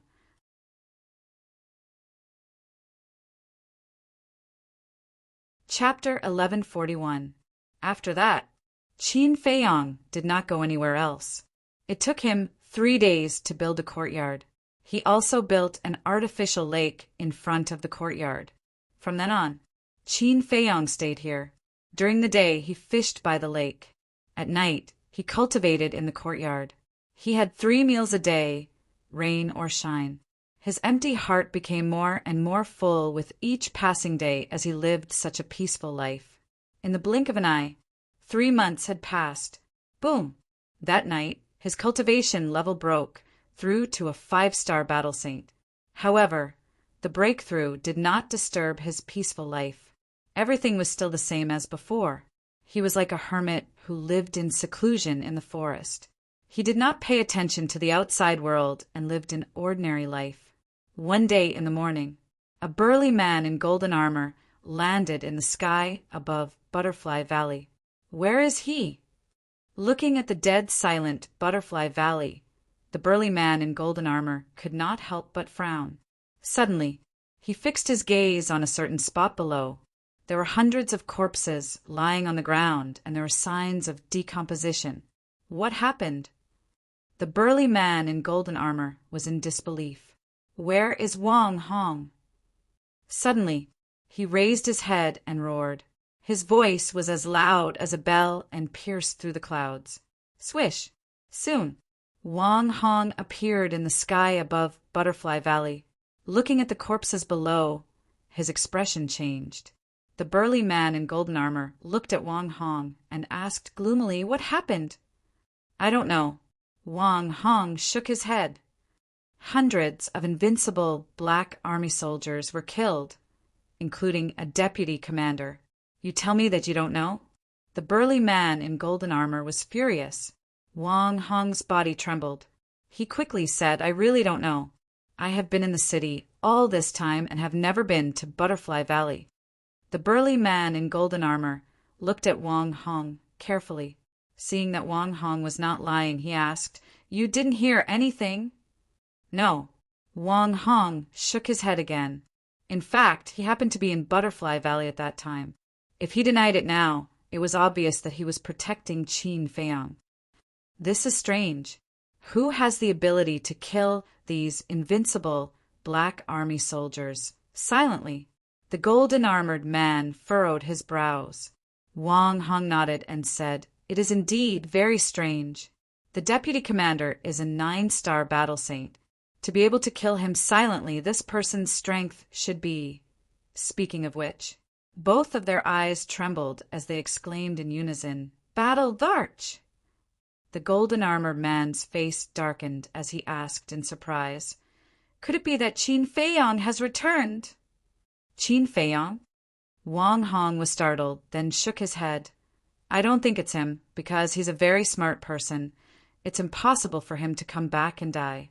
Furthermore, with his cultivation, it's impossible for him to break through to the War King so quickly." "That makes sense. But it's too strange for someone to die in Butterfly Valley. I'll return to the imperial capital immediately and report this matter. You should bring some people to investigate as well. See if there are any suspicious people in the city recently. If there is, no matter who it is, act first and report later." A cold light flashed in the golden armor man's eyes, and then he rushed toward the teleportation altar in the secret chamber below. "Farewell, my lord." Wang Hong bowed to see him off. After the golden-armored man disappeared, Wang Hong looked up at the sky and murmured, "It seems that the spiritual state is about to change." Then he opened a portal and left. Noon. The golden-armored man descended on the Butterfly Valley again. But this time he wasn't alone. He was followed by a large group of invincible Black Army soldiers. At a glance, there were at least 1,000 people. Each of them was emitting a murderous aura. The golden-armored man yelled, "Divide into 10 teams of 100 people each. Start from the imperial capital and start a thorough search. Bring back all the people and beasts above the War Saint level." "Understood." The invincible Black Army soldiers roared and scattered, disappearing in all directions like lightning. Meanwhile, in the godly palace of the imperial capital, in a certain alchemy room, a white-clothed young man sat cross-legged with his eyes closed, meditating. Dong! Suddenly, someone knocked on the door. The white-clothed young man opened his eyes and looked at the stone door. "Come in." The stone door opened, and a red-haired man in his 20s walked into the cultivation room. He cupped his hands and said, "Greetings, master." "What's the matter?" the white-clothed young man asked. The red-haired man said, "I just received news that the invincible Black Army soldiers guarding the Butterfly Valley were all killed, including the deputy commander." "What?" The white-clothed young man stood up with shock in his eyes. The red-haired man said, "Master, do you think he came back?" "You mean Qin Feiyong?" the white-clothed young man asked. "Those invincible Black Army soldiers are very powerful. No one in the spiritual state can kill them. Besides, who doesn't know the name of the invincible Black Army in the Empire of Great Qin? Ordinary people don't dare to touch them. Most importantly, this happened in the Butterfly Valley. So, only Qin Feiyong could do it," the red-haired man said. "That makes sense." The white-clothed young man nodded. "I also found out that the dead vice commander made a trip back to the imperial capital 3 months ago. Soon after, he left again." The red-haired man said. "He went back to the imperial capital." The white-clothed young man's eyes flashed as he asked, "How long has it been since the invincible Black Army soldiers died in the Butterfly Valley?" The red-haired man said, "I'm not sure, but I heard that the corpses were rotten." If I remember correctly, the weakest invincible Black Army soldiers guarding the Butterfly Valley was a 1-star battle saint. It would take at least 2 to 3 months for the corpses to rot. Based on this, the deputy commander should have died not long after he returned to the Butterfly Valley. It seems that the murderer is most likely Qin Feiyong. The white-clothed young man's eyes flashed. "What should we do now?" the red-haired man asked. The white-clothed young man waved his hand and said, "Don't worry about this. I will arrange it. You just need to investigate the movements of the Emperor and the others." "Yes. Then I will take my leave." The red-haired man bowed to the white-clothed young man and turned to leave the alchemy room. "Qin Feiyong, ever since your bloodline power reverted to its ancestral state, I have been waiting for you to come back. Now you have finally come back. I really want to know what kind of expression you'll have when you find out my other identity, the white-clothed young man murmured. Before he could finish his sentence, he disappeared without a trace. 1 day, 3 days, 5 days. In the blink of an eye, 5 days had passed. Thousands of invincible Black Army soldiers had entered the Yen and Pan counties. Because these 2 counties were under the jurisdiction of the spiritual state, the arrival of the invincible Black Army caused the people of these 2 counties to be in a constant state of panic. In the past, they didn't know what the invincible Black Army was. But over the years, the invincible Black Army had been stationed in the imperial capital. 1 person told 10, and 10 told 100, and everyone knew about it. Therefore, when a large number of invincible Black Army soldiers appeared, everyone was in danger. However, Qin Feiyang didn't know about all this, and he didn't want to know. But it didn't mean that he didn't expect it. In fact, he had expected all of this, because even if Wang Hong didn't report it to the imperial capital, the people in the imperial capital would find out sooner or later. It was just a matter of time. However, even if he expected it, he wasn't worried at all. He would deal with whatever came his way. Some things couldn't be avoided even if he wanted to. The most important thing was that he didn't want to think about these problems now. He just wanted to settle down quietly for a while. Another few days passed. In the morning, as usual, Qin Feiyang woke up from his cultivation early in the morning and sat by the lake to fish quietly. The sun rose, and the golden sunlight spread over the lake. A gentle breeze blew from the mountain stream in the distance, and the lake sparkled. Everything was so quiet and peaceful. Boom! Suddenly, Qin Feiyang sensed from afar that dozens of powerful auras appeared in the sky above the Iron Bull town. Each of these auras contained a terrifying saint aura. They're here.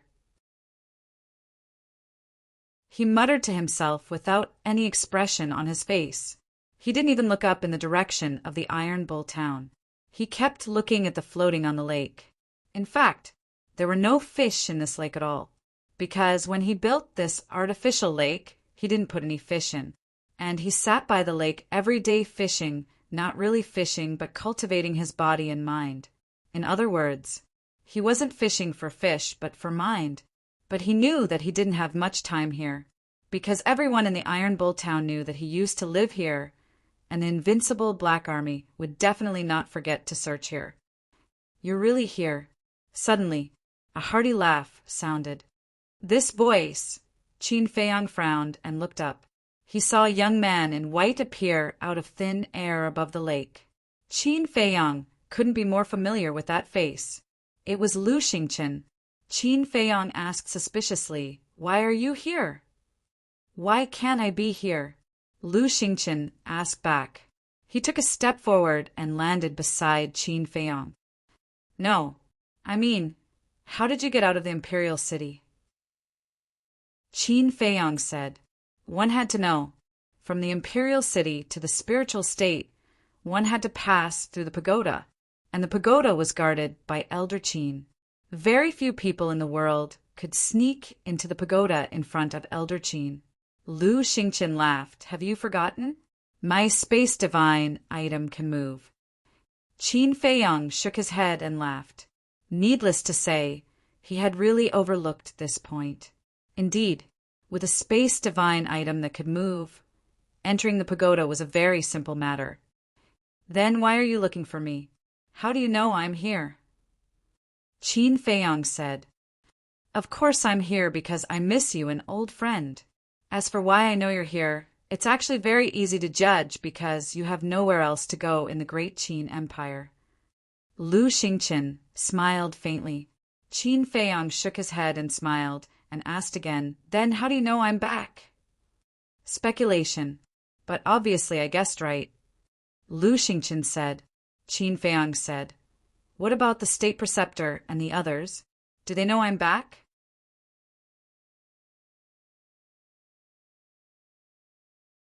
Chapter 1142. Can you be more shameless? Qin Feiyang rolled his eyes. This was the first time he saw someone praise himself for being smart. Lu Xingqian chuckled and asked, "Did you kill the invincible Black Army in Butterfly Valley?" Qin Feiyang nodded. "You've been to the capital?" Lu Xingqian asked again. Qin Feiyang nodded again. Lu Xingqian said angrily, "Then why didn't you come to me? Do you still think of me as a friend?" "When I came back this time, I didn't see anyone except my mother." Qin Feiyang shook his head and then said, "Besides, I want to make it clear that I've never thought of you as my friend." "I'm sad to hear you say that." Lu Xingqian's face darkened. He knew very well about his relationship with Qin Feiyang, but there was no need to be so straightforward. Qin Feiyang smiled faintly and said, "I don't believe that you came all the way here just to see me. You don't have such good intentions.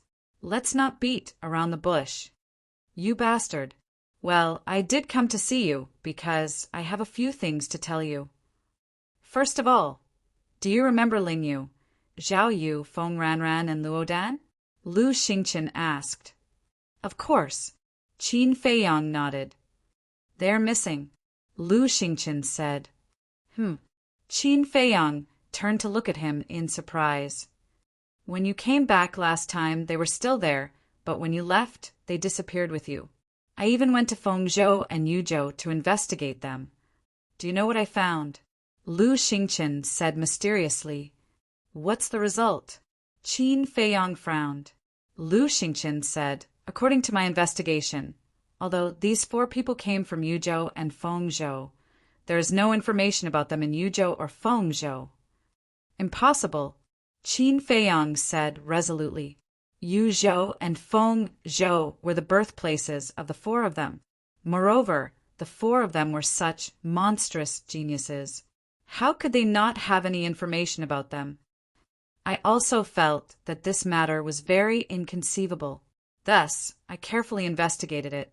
In the end, I discovered that they did not have any relatives in Yu Province and Feng Province. Many people don't even know of their existence. After that, I went to Yu Province and Feng Province to investigate. Guess what? They actually entered the sacred palace the day before the 9 underworlds, Yellow Springs, opened. As for their identities and origins, the Holy Sanctum's records are blank. Lu Xingqian said, "So, these 4 people are really mysterious?" Qin Feiyang mumbled. Lu Xingqian said, "Secondly, I think I saw Zhang Jin in Imperial Capital." "Zhang Jin?" Qin Feiyang frowned. Why did this name sound so familiar? "Don't you remember?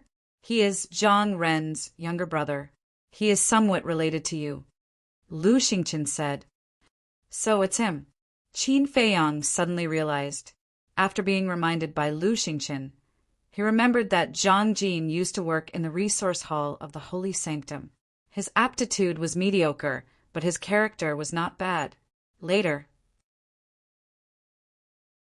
because of Zhang Ren's death, Zhang Jin was thoroughly disappointed in the Holy Sanctum. He carried Zhang Ren's corpse and left the Holy Sanctum. Thinking of Zhang Jin, Qin Feiyang also recalled some past events. He turned to Lu Xingqian and sneered. "Do you have any thoughts about Zhang Ren's death?" Lu Xingqian smiled bitterly. "I still remember that during the temple's great gathering, Zhang Ren had already admitted defeat, but your family member, Lu Ziyuan, still killed him. And you, the representative of the inner sanctum at that time, a proud son of heaven, not only did not deal with it impartially, you even shielded Lu Ziyuan. If not for Zhang Ren's death, Zhang Jin would not have left the Holy Sanctum in a fit of anger." Qin Feiyang mocked. "It's all because of the frivolity of the past. Can you not mention it again? I'm also very ashamed and regretful now." Lu Xingqian said bitterly, "If you knew this would happen, why did you do it back then?" Qin Feiyang shook his head and asked, "Now that you see Zhang Jin appear in the imperial capital, do you feel a little flustered?" "To be honest, I do feel a little. But for him to appear in the imperial capital, there is clearly a problem. After all, whether it is cultivation or talent, he is not qualified to step into the imperial capital." Lu Xingqian said, "There is indeed a problem. Qin Feiyang nodded and said, "Let's talk about other things." Lu Xingqian nodded and was about to speak. Rumble. Crack.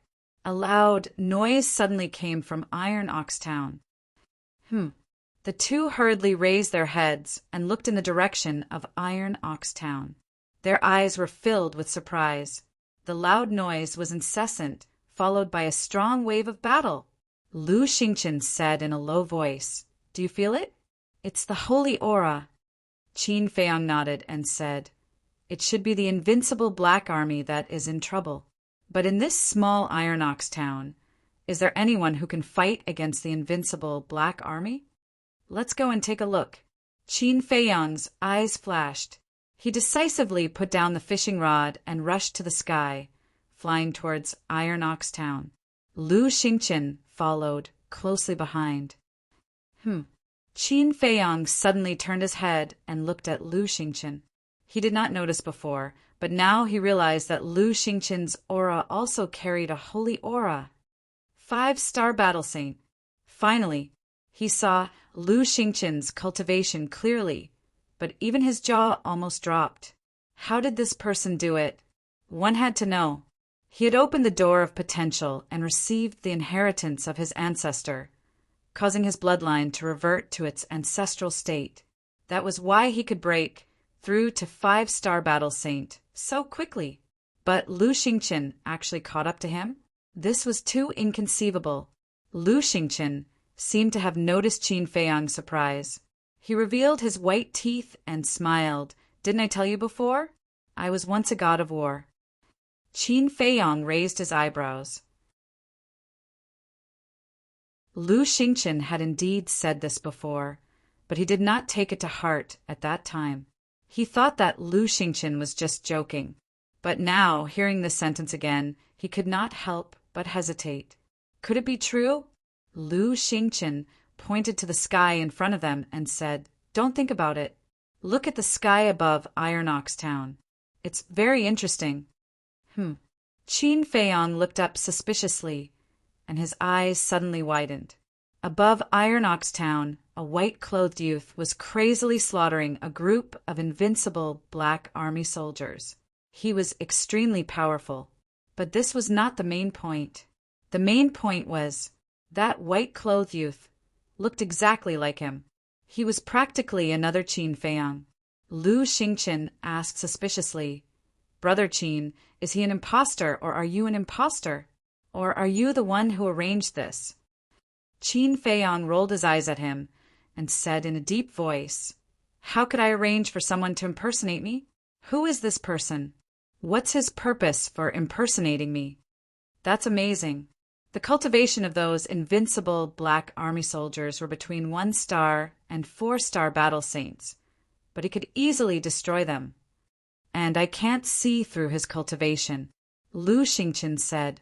Qin Feiyang said, "Judging from his aura, he should be a 6-star battle saint." There's actually a 6-star battle saint hidden in the spiritual state?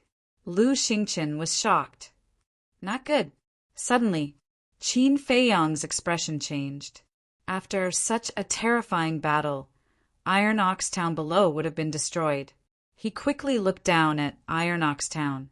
As expected, Iron Ox Town had long disappeared, leaving behind only ruins. And there was not a single living person in the ruins. Corpses were everywhere and blood stained the ground. Damn it! Qin Feiyang cursed silently, and his speed suddenly increased. After a few breaths, he entered Iron Ox Town, landed on the broken streets, and walked all the way. Everywhere he passed, there were broken corpses and broken limbs, and the smell of blood was pungent. Why did they hurt these innocent people? Qin Feiyang gradually clenched his fists. Although he had only lived in Iron Ox Town for 5 years, he already had deep feelings for the people and things here. Moreover, most of the people living in Iron Ox Town were mortals who had no strength to truss a chicken. It was too much to not even let mortals go. In the end, he stopped in front of a dilapidated house. This was Xiao Schwanger's home. When he passed by this place on his way back, he took a few glances. Everyone had a simple smile on their faces. But now everything was gone, and only ruins were left. Why? He walked in slowly, and corpses could be seen everywhere. Fresh blood flowed on the ground, still steaming. It was like hell, and it was a ghastly sight. Suddenly, he quickened his pace and walked to the front of an old man. The old man had white hair and was lying in a pool of blood. His body was pressed against a beam, and he was already dead. "Grandpa Zhao, I'm sorry, I'm late." Qin Feiyang squatted beside the old man, his face full of self-blame and guilt. The old man was Zhao, Shuang'er's grandfather. Ever since Ling Yunfei, Luo Qingzhu, Zhao Shuang'er, and Feng Ling'er died, he did not take care of their families. For example, Ling Yunfei's mother, Lu Ji. For example, Luo Qingzhu's mother, Luo Qinxue, and Feng Ling'er's grandfather. Although Feng Ling'er's grandfather had died, he still remembered him in his heart. Only this old man, he had almost forgotten about him. In the past, he did not think much of it. But at this moment, when he looked at the old man's eyes and the bloody corpse, he could not help but feel regret in his heart. Why did he not think of this before? He only felt regret after losing it? Qin Feiyang slowly reached out his hand, closed the old man's eyes, and raised his head to look at the man in white and the invincible black army. "Today, none of you can leave," he suddenly roared and rushed to the sky with the billowing holy aura. Why is there Qin Feiyang here? The invincible black army, who was fighting with the man in white, had a trace of surprise in their eyes. At the same time, the man in white also looked at Qin Feiyang. He was not surprised at all. The corners of his mouth curled up slightly. Then he turned around and flew away with lightning speed. Qin Feiyang waved his hand, and a red sword energy surged out. 40 sword energies soared into the sky, and the few remaining invincible black army were wiped out. Blood dyed the sky. Boom! Then he pointed his index finger in the air, and a beam of battle energy blasted into the Iron Ox town below. With a loud rumble, the entire Iron Ox town collapsed into the ground and turned into a giant tomb. "I will bring his head back and bury it with you. Rest in peace," Qin Feiyang whispered. Then he used the phantom steps and chased after the man in white. "Wait for me."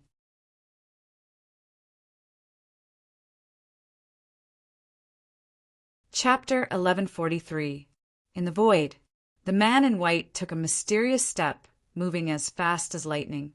Although he seemed to be running for his life, if one looked carefully, they would find that there was not the slightest bit of panic on his face. Qin Feiyang followed closely behind. Lu Xingqian whispered, "Brother Qin, he is a 6-star battle saint. His cultivation is 1 realm higher than ours, and he has mastered a perfect auxiliary battle art. I'm afraid we won't be able to catch up to him." "So what if he's 1 realm higher?" Qin Feiyang smiled coldly, activated the concealment art, and disappeared without a trace. Lu Xingqian was surprised. What was this guy doing in the castle? Could it be that the castle could also move? He did not know that Qin Feiyang had already mastered a battle art that could make him invisible. He only thought that Qin Feiyang had gone to the castle. At the same time, sensing that Qin Feiyang's aura had disappeared, the man in white also stopped and turned his head to look behind him suspiciously. But just as he turned his head, he felt a pain in his lower abdomen. He suddenly looked down, and his expression changed. He saw a battle aura, like a sharp arrow, entering his lower abdomen at lightning speed. Blood immediately flowed out. What's going on? The man in white was bewildered. Lu Xingqian was bewildered. It was also at this moment that Qin Feiyang appeared and stood right in front of the white-clothed man. He was very close to him. "Impossible. Your castle can't be moved at all. How did you do it?" The man in white was shocked and angry. Qin Feiyang did not answer. He grabbed the man in white's neck and sneered, "I want to see who exactly you are. How dare you pretend to be me, Qin Feiyang?" After saying that, Qin Feiyang took out a facial restoration pill and stuffed it into the man in white's mouth. The man in white's face was suddenly filled with panic. Boom! But at this moment, in the forest below, a terrifying emperor aura emerged and instantly enveloped Qin Feiyang. At the same time that Qin Feiyang was imprisoned, a white light flashed out from the forest below and landed in front of Qin Feiyang like lightning. He grabbed the man in white and retreated. There's still someone else, and it's a war king. Qin Feiyang's eyebrows raised. His aura, his black hair and clothes fluttered in the wind. He forcibly broke through the emperor pressure that was imprisoning him. Then, he looked at the white off her face, but Qin Feiyang's eyes narrowed. He felt like he had seen this pair of eyes before, but he couldn't remember where. The woman in white spoke. Her voice was bone-chilling and emotionless. She was like a god of death. Then, she took Zhang Jin and left without looking back. Even the voice is familiar. Qin Feiyang muttered. With a thought, Yan Wei appeared out of thin air and said in a deep voice, "Take them down!" Yes, Yan Wei responded with a respectful tone. As a powerful battle qi burst out from his body and sprang toward the white-shirted woman and her companion like a surging tide. There is indeed a war king hiding beside me. The woman in white's pupils shrank. She raised her slender arm and waved it in the air. Battle qi emerged and turned into a huge wave that swept across the sky. Boom! The two waves of battle qi collided. Puff!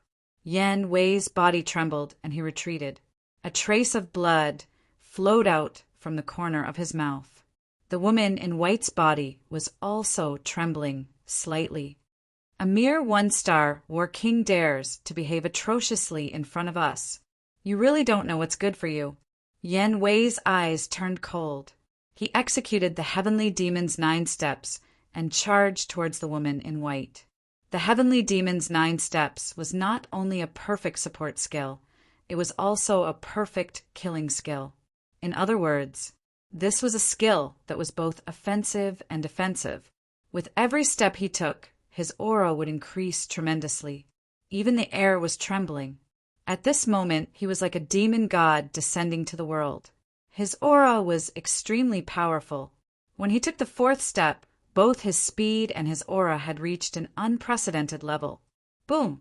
When he took the 5th step, he was like a god descending to the mortal world. He stepped on the woman in white's head. Immediately, a terrifying murderous aura enveloped the woman in white. Perfect battle skill. The woman in white's heart trembled. No matter what kind of battle skill it was a peak perfect battle skill. Boom! Whoosh! The woman in white waved her hand. Battle qi emerged and turned into a huge wave that surged forward. This battle skill. Qin Feiyang, who was not far away, looked at the huge wave that covered the sky and the earth. His brows were tightly knitted together. The battle skill that the woman in white used was only a superior battle skill. However, it gave him an inexplicable sense of familiarity. Boom! Yan Wei's aura shook the heavens and the earth. Looking at the huge wave, his eyes were extremely sharp. Immediately, he took the 6th step, accompanied by a deafening loud sound. The huge wave instantly disintegrated. He was unstoppable. Puff!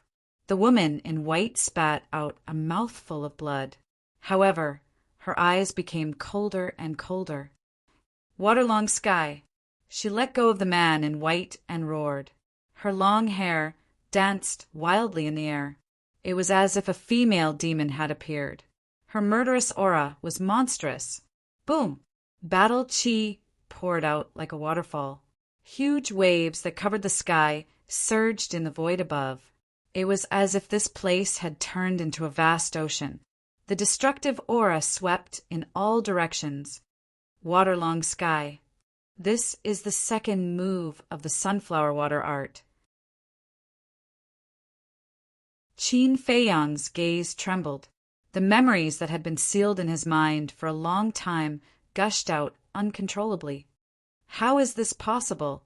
It's actually her. His face was filled with disbelief. Humph! At the same time, Yan Wei snorted coldly. He simply and violently stomped his foot. This was the 7th step. Boom! This stomp was earth-shattering. The void distorted crazily, as if it was about to crack. Several huge peaks nearby collapsed in an instant. Dust and smoke billowed, and the rumbling was deafening.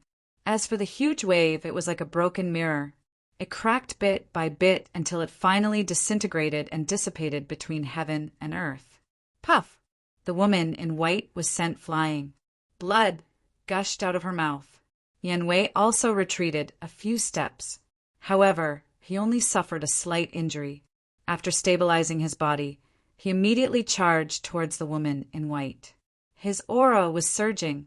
Lu Xingqian's pupils contracted as he landed beside Qin Feiyang in a single step and said in a low voice, "This subordinate of yours is very strong." Qin Feiyang turned a deaf ear. His gaze was fixed on the woman in white. He said to Yan Wei, "I want her alive." Alive? Yan Wei was stunned. Looking at Qin Feiyang's expression, he wondered if this woman was an enemy of Qin Feiyang's in the past. Understood. He nodded slightly. His hand reached out, and his battle, qi, turned into a huge wave that surged into the sky. Boom! In the blink of an eye, a huge hand that covered the sky appeared and grabbed towards the woman in white. "You're too naive if you want to capture me like this," the woman in white sneered. She waved her hands, and waves of battle, qi, surged into the sky. Roar! In the blink of an eye, a water dragon that was hundreds of feet long appeared. Its ferocity was unparalleled. Qin Feiyang's eyes shone brightly. He mumbled, "This is the 3rd move of the sunflower water art, water dragon breaking the sky." Sunflower water art? Lu Xingqian was stunned. His face was filled with surprise. He stared at the woman in white and mumbled, "The sunflower water art is not her battle art. Could she be? That's right. If it's not a coincidence, then she must be the woman we know." Qin Feiyang said. The water dragon roared in the sky and pounced towards the huge hand. The huge hand that Yan Wei condensed was just a normal attack. The water dragon breaking the sky that the woman in white used was a superior battle art. Yan Wei was naturally no match for her. With a boom, the huge hand was destroyed on the spot. However, at the same time that the huge hand was destroyed, Yan Wei took the 8th step of the 9 steps of the heavenly demon. His aura was close to that of a 5-star combat emperor. The water dragon immediately shattered into pieces and turned into bubbles. "Stop struggling. When I take the 9th step, you will definitely die." Yan Wei looked down at the woman in white like a king. His divine aura was inviolable. "Then come and try." The woman in white placed her hands in front of her chest and quickly formed a seal. A destructive aura spread out. "Stubborn." Yan Wei's gaze turned cold, and he suddenly took the 9th step. His aura broke through the barrier and charged towards a 5-star combat emperor. The power of the 9 steps of the heavenly demon had been unleashed to the extreme. However, just as the woman in white was about to lose her life under his feet, she suddenly raised her head and a strong murderous intent burst out from her eyes. At the same time, a palm-sized mystic ice seal appeared between her hands and cold air billowed. The first style of the frost arts, ice seal. Although she shouted, the mystic ice seal broke through the air and swept into Yan Wei's feet. Yan Wei's expression changed immediately.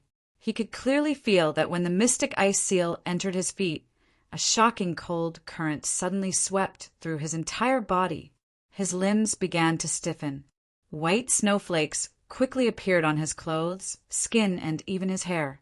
These snowflakes emitted a terrifying cold air. In the blink of an eye, a thick layer of ice formed on his body, and he became a human ice sculpture. Frost arts. Qin Feiyang raised his eyebrows.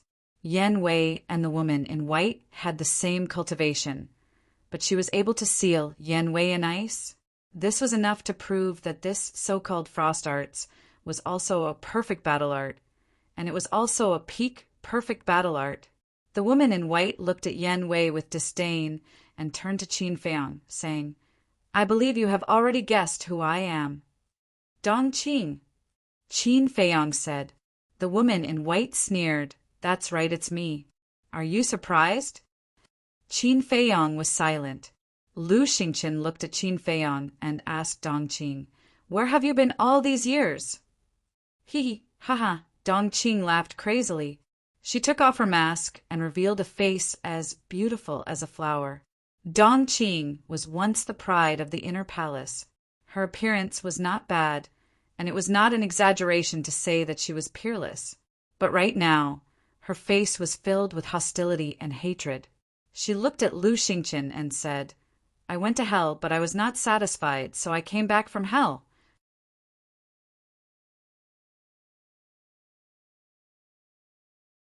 Chapter 1144. I'm afraid you don't have the ability. Qin Feiyang said indifferently. Back then, he wasn't afraid of Dong Qing, and now he was even more afraid. However, Dong Qing's current cultivation made it hard for him to accept. He clearly remembered that Dong Qing had only broken through to the 6-star War Emperor when they fought in the temple's great gathering. At that time, his cultivation had also broken through to the 3-star War Emperor. All these years, he relied on the Gate of Potential and the purple gold dragon blood to barely break through to the 5-star War Saint. But Dong Qing had already stepped into the 1-star War Emperor realm. He wouldn't believe that Dong Qing's talent was better than his, because he knew how Dong Qing's talent was. But how did she do it? Even if she opened all the gates of potential, it couldn't be so fast. Lu Xingqian's breakthrough to the 5-star War Saint had already shocked him. But now Dong Qing's cultivation was even more unbelievable. You're no longer the Qin Feiyang from back then, and I'm no longer the Dong Qing from back then.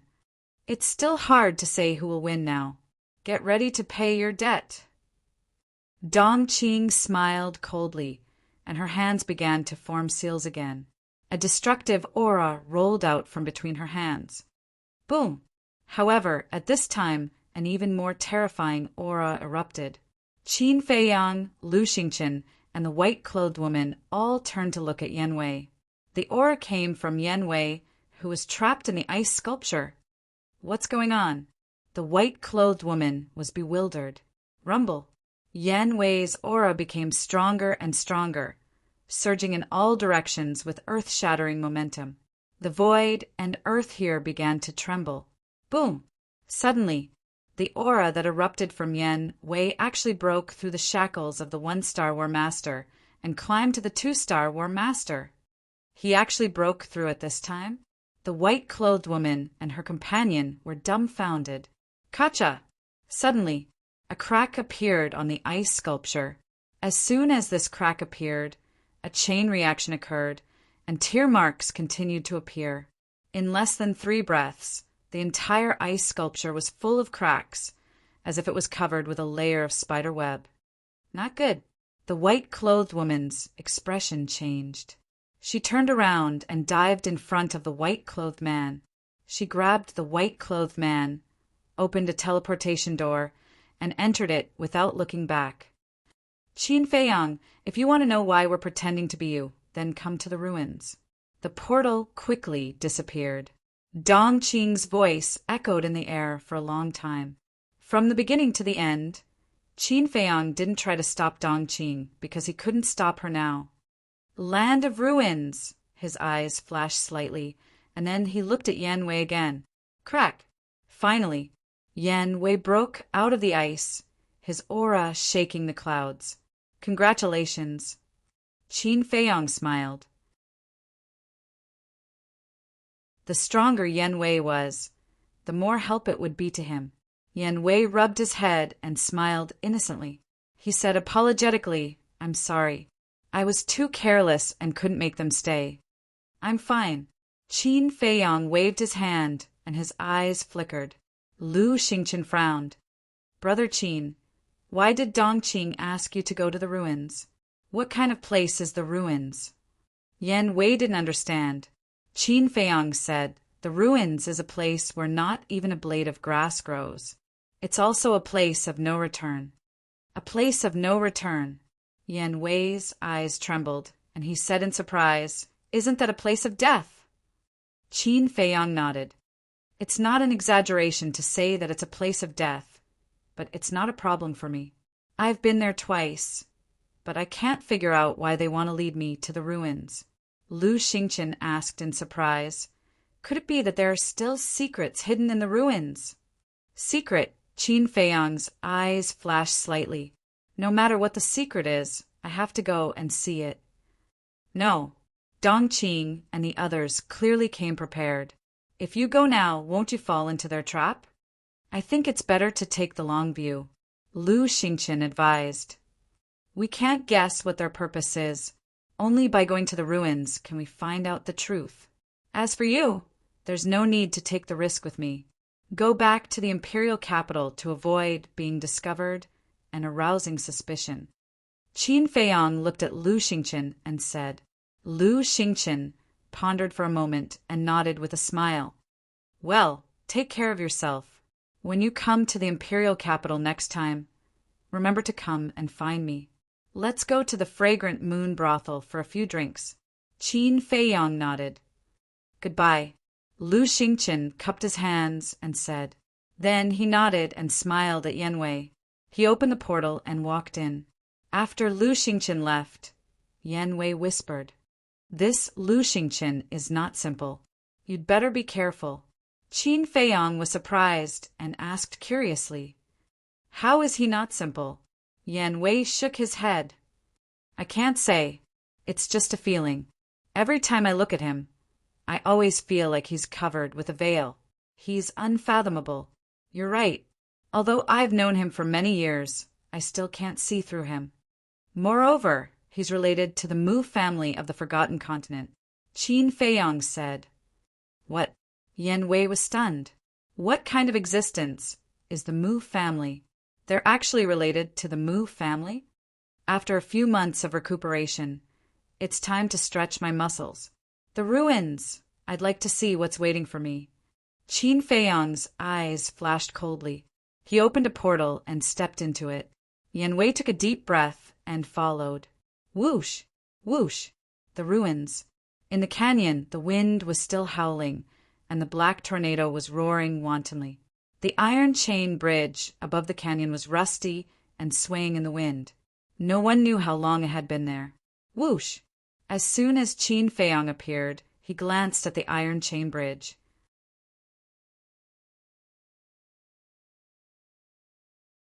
His life was hanging by a thread. Yan Wei couldn't help but panic. "Grab me!" Qin Feiyang shouted without looking back. He was calm and steady. Yan Wei quivered and immediately reached out to grab Qin Feiyang's shoulder. At the same time, Qin Feiyang's mind moved and a rib appeared. When the originally dim rib bone came into contact with the surging gravity, it immediately blossomed with resplendent divine light. In an instant, the gravity disappeared. The black hurricane was also isolated by the divine light. Qin Feiyang and Yan Wei stood in the sky above the canyon. The divine bone shone brightly like a full moon, shining in all directions. Dongqing frowned, but suddenly she smiled again and gave Qin Feiyang a thumbs up from afar. She said, "Impressive. It seems like this is what you rely on to enter the ruins repeatedly. However, the real show is yet to come. If you have the ability, continue to chase after me." After that, she waved her hand and took the man in white to the depths of the ruins like lightning. "The real show. Don't let me down." Qin Feiyang muttered to himself and shouted, "Let's go!" Yan Wei nodded and swept up Qin Feiyang. They turned into a ray of light and flew to the other side. "This woman must be brewing some conspiracy. We must be careful. In front of absolute strength, no matter what conspiracy, it is like withered branches and withered leaves. It will be annihilated with a snap of the fingers." Qin Feiyang said. Yan Wei had already broken through to a 2-star combat emperor. In addition, he had 2 perfect battle arts. It was more than enough to deal with Dongqing. As for the red battle sword in Dongqing's hand, even if it was a divine weapon, he was not afraid. Because he also had a divine weapon. This divine weapon was Chang Shui.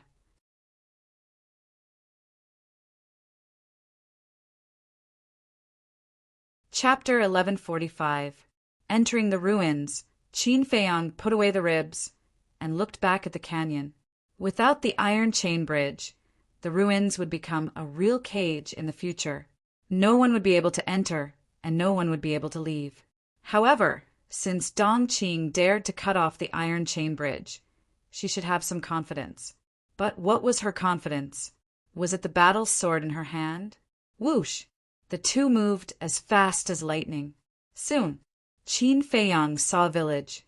Qin Feiyang had a deep impression of this village, because when he first entered the ruins, he came here and gave the villagers a lot of food. One of the children, in order to thank him, gave him a bamboo tube. However, the water in the bamboo tube was poisonous. But at that time, Qin Feiyang did not pursue it, because he couldn't bear it. But at this moment, corpses were everywhere. Blood flowed on the ground, soaking the mountains and rivers. What's going on? Yan Wei was surprised. Qin Feiyang walked to a corpse, looked at it seriously, and said in a deep voice, "It died not long ago. It should be killed by Dongqing." Why did they do that? What's the benefit of killing these innocent people? Yan Wei said angrily, "I don't know. However, for these people, death may be the best relief." Qin Feiyang sighed. At that time, if it weren't for the old man's permission, he would have destroyed this place full of darkness and cruelty. Yan Wei glanced at the desolate land and fell silent. Indeed, it was better to die than to live in such a place. "Let's go," Qin Feiyang said. Yan Wei calmed down, looked ahead and frowned. They have disappeared. How can we catch up? Qin Feiyang waved his hand and called out, "Wolf King, lead the way." Wolf King sniffed hard and said, "Straight ahead." Yan Wei immediately rushed forward with a man and a wolf. "Stop!" But not long after, Wolf King suddenly shouted again. What happened? Yan Wei stopped in the void of space and looked at it suspiciously. Wolf King said, "Something's wrong. There's the smell of blood in the air on both the left and right." It can't be? Qin Feiyang and Yan Wei looked at each other in bewilderment. Absolutely. Wolf King said with certainty. Yan Wei asked, "Did they split up?" "Something's wrong. Their scent is indeed heading straight ahead." Wolf King said. Yan Wei said, "If they went straight ahead, then where did the bloody smell on the left and right come from?" "I don't understand either." Wolf King shook his head. Qin Feiyang's eyes flashed. He looked at Yan Wei and said, "Let's split up and take a look. We'll meet here later." "Okay." Yan Wei nodded, turned around, and quickly disappeared to the left. Qin Feiyang and Wolf King rushed to the right. 100 breaths later, another village came into the sight of a man and a wolf. But the ground was also full of floating corpses, and the ground was dyed dark red. The strong smell of blood was nauseating. Wolf King ran to a corpse, only to see a fatal wound on the throat of the corpse. But the blood had solidified. Obviously, the corpse had been dead for a long time. It looked up at the other corpses and found that the time of death and the fatal wound were exactly the same as the corpse in front of it. How could this be? Wolf King muttered to himself and returned to Qin Feiyang's side, saying, "These people's faces are twisted and ferocious, and there's still fear in their eyes before they died. They should have seen something terrible when they were alive and have been dead for a long time. It shouldn't be Dongqing's doing. If it's not Dongqing, who could it be?" Qin Feiyang's brows were tightly knitted.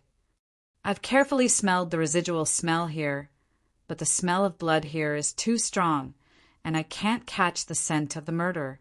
But there's still a smell of blood in the air ahead." Wolf King said in a deep voice. "Lead the way," Qin Feiyang said. Wolf King immediately ran forward. After a while, they saw another village, with hundreds of corpses lying on the ground. There was a fatal wound on the throat, and the blood had solidified and seeped into the ground. Qin Feiyang clenched his hands, turned to look at Wolf King, and asked, "Still can't catch the scent of the murderer?" Wolf King shook his head. Qin Feiyang's eyes flashed with killing intent, and with a wave of his hand, the ground was suddenly torn apart, and the whole village was buried under the ground. Then he said, "Let's go and meet up with Yan Wei." After a while, Qin Feiyang and Yan Wei met up. Qin Feiyang asked, "How's the situation?" "I found a total of 6 villages, but all the people in the villages are dead and no one is alive. I suspect that the people here should have been killed." Yan Wei said. The Wolf King asked, "Then do they all have a fatal wound on their throats?" "That's right. According to my observation, they all died from blood loss." Yan Wei nodded. Wolf King said, "How long have they been dead?" Yan Wei thought for a moment and said, "The blood has solidified. It should be 2 or 3 days ago." Wolf King said, "We saw the same situation as you." "Damn bastard, who is so cruel?" Yan Wei was furious. Generally speaking, people with the cultivation of him and Qin Feiyang, even if all the people in the ruins were killed, they would not blink an eye. It was not that they were indifferent, but that they had long been used to it. Moreover, their hands were stained with blood, so they were not qualified to scold others. But the people here were all bleeding to death because their throats were cut. This was obviously intentional. For an ordinary person, death was not terrible. After all, they only had a short lifespan of a few decades. But such a way of dying was torture. If this person is not crazy, then there must be some purpose. Qin Feiyang's eyes flickered. Yan Wei said with hatred, "What purpose can there be?" "He must have gone crazy."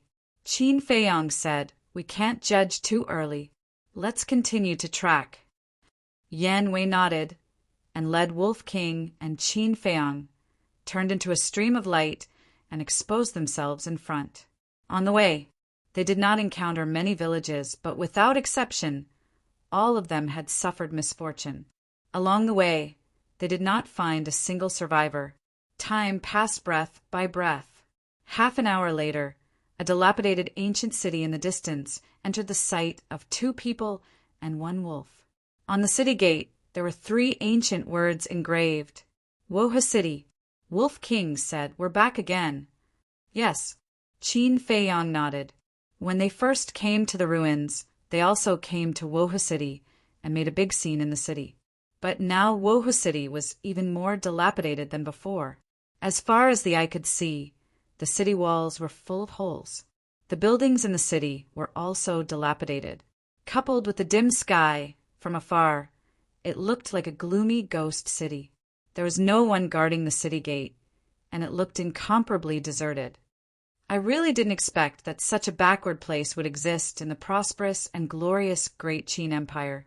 Yan Wei took a deep look, turned to Qin Feiyang, and asked, "How long has this place existed?"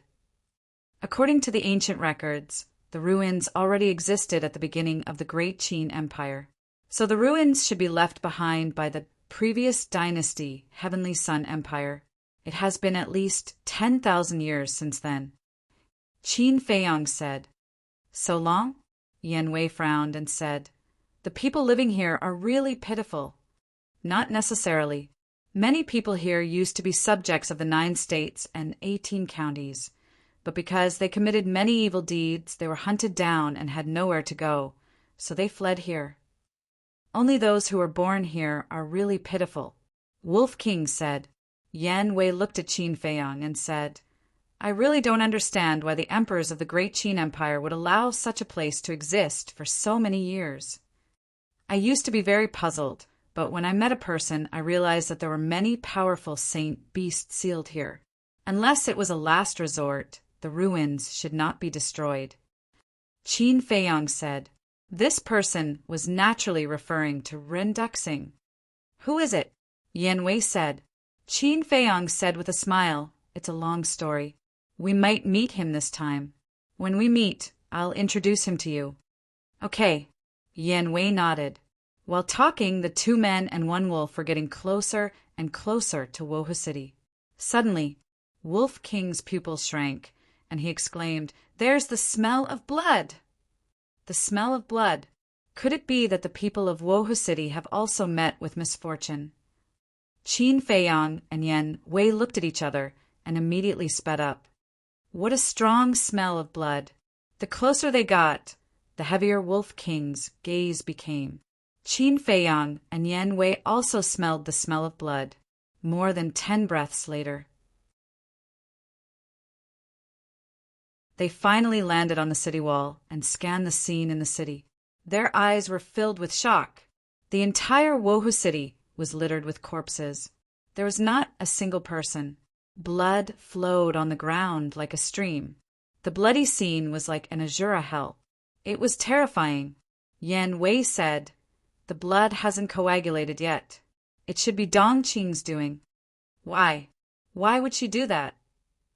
Qin Feiyang clenched his hands tightly together. Wolf King's eyes suddenly trembled, and he said in surprise, "No, didn't you notice a very serious problem?" What problem? The two looked at her in surprise. Old Yan is now a 2-star battle ancestor, one small realm higher than Dongqing. And although Dongqing has mastered a perfect auxiliary battle art, Old Yan is also using the Demon 9 steps to bring us along. Moreover, it will take her time to kill these people. Logically speaking, we should have caught up with her long ago. But until now, we haven't even seen her shadow. Wolf King said. That's right. Qin Feiyang and Yan Wei suddenly came to a realization. What was going on? Yan Wei seemed to have thought of something. His body trembled slightly, and he said, "Could it be that she has mastered a divine art?" Divine art. Qin Feiyang and Wolf King's eyes narrowed. Wolf King shook his head and said, "It shouldn't be. The divine art is not a cabbage. How could she have it? I would rather believe that she had hidden her cultivation before. It seems that we can't underestimate this woman." Qin Feiyang's face was gloomy.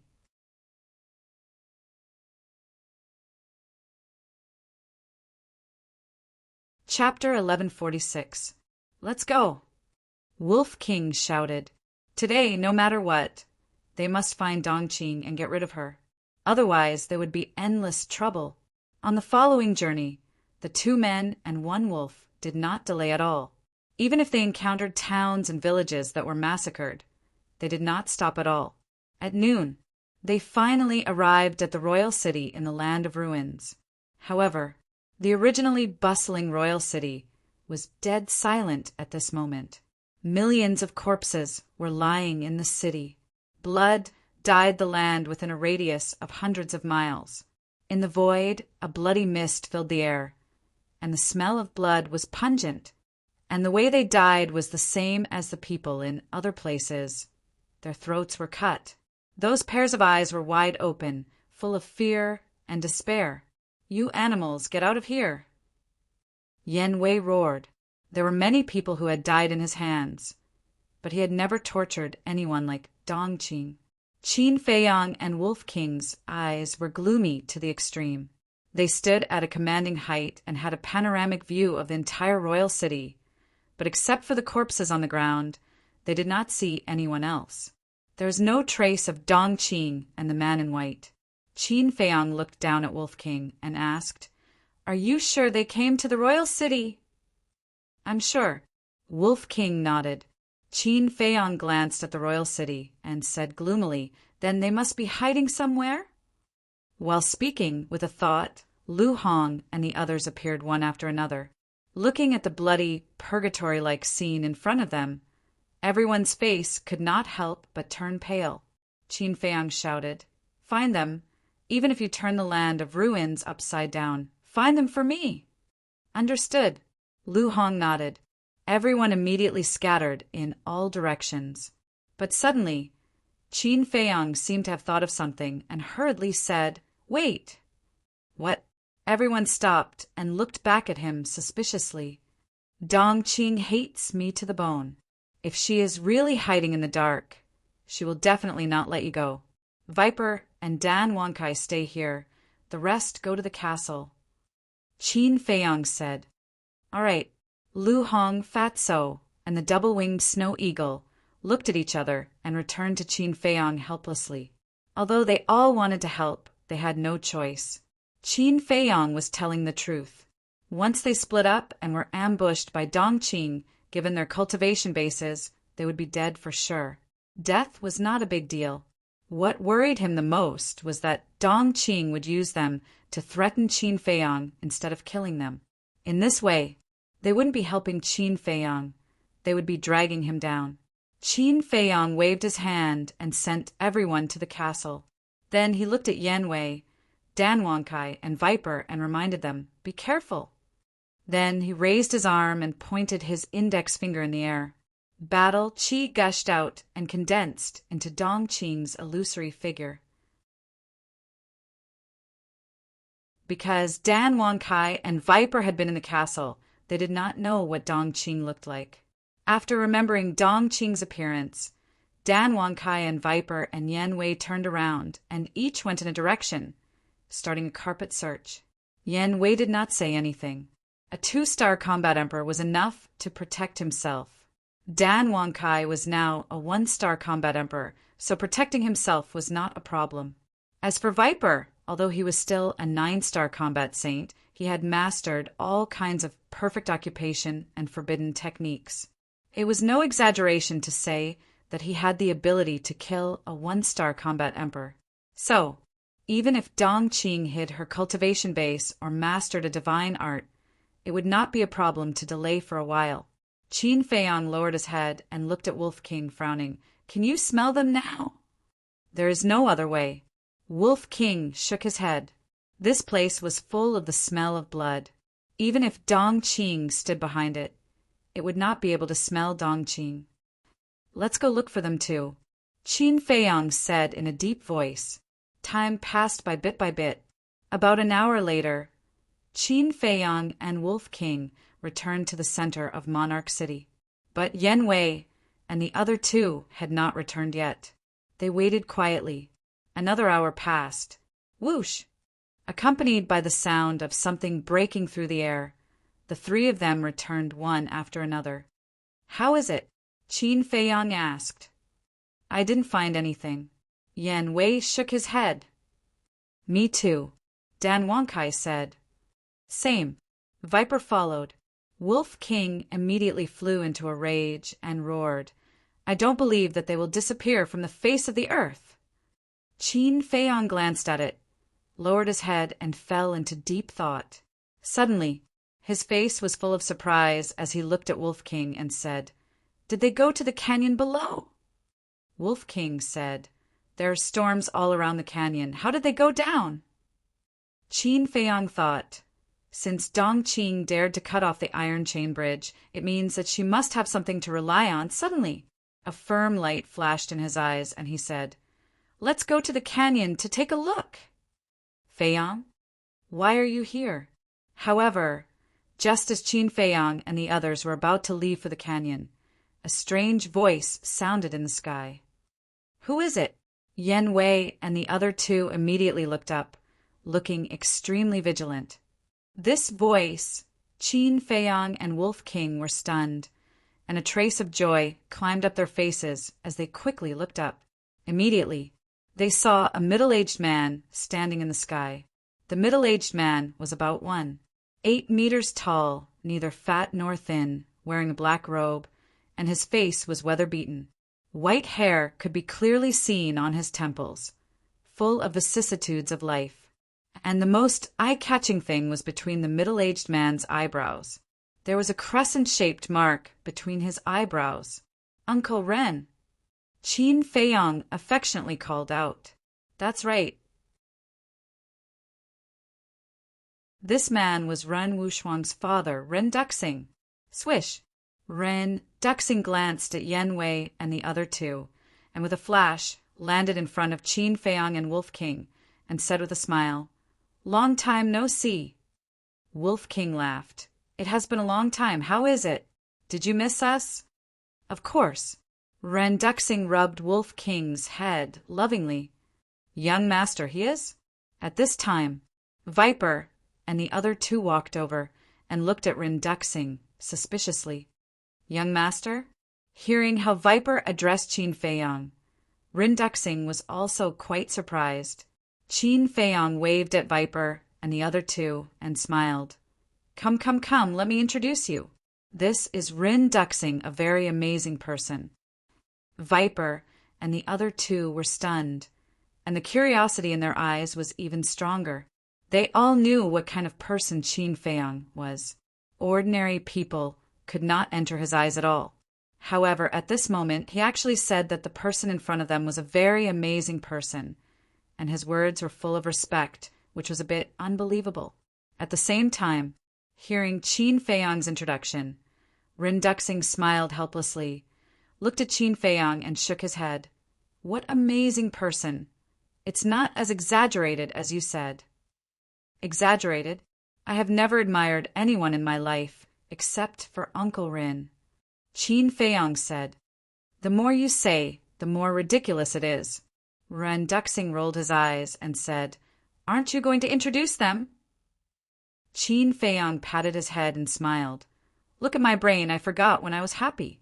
Uncle Rin, they are all friends I made in Forgotten Continent.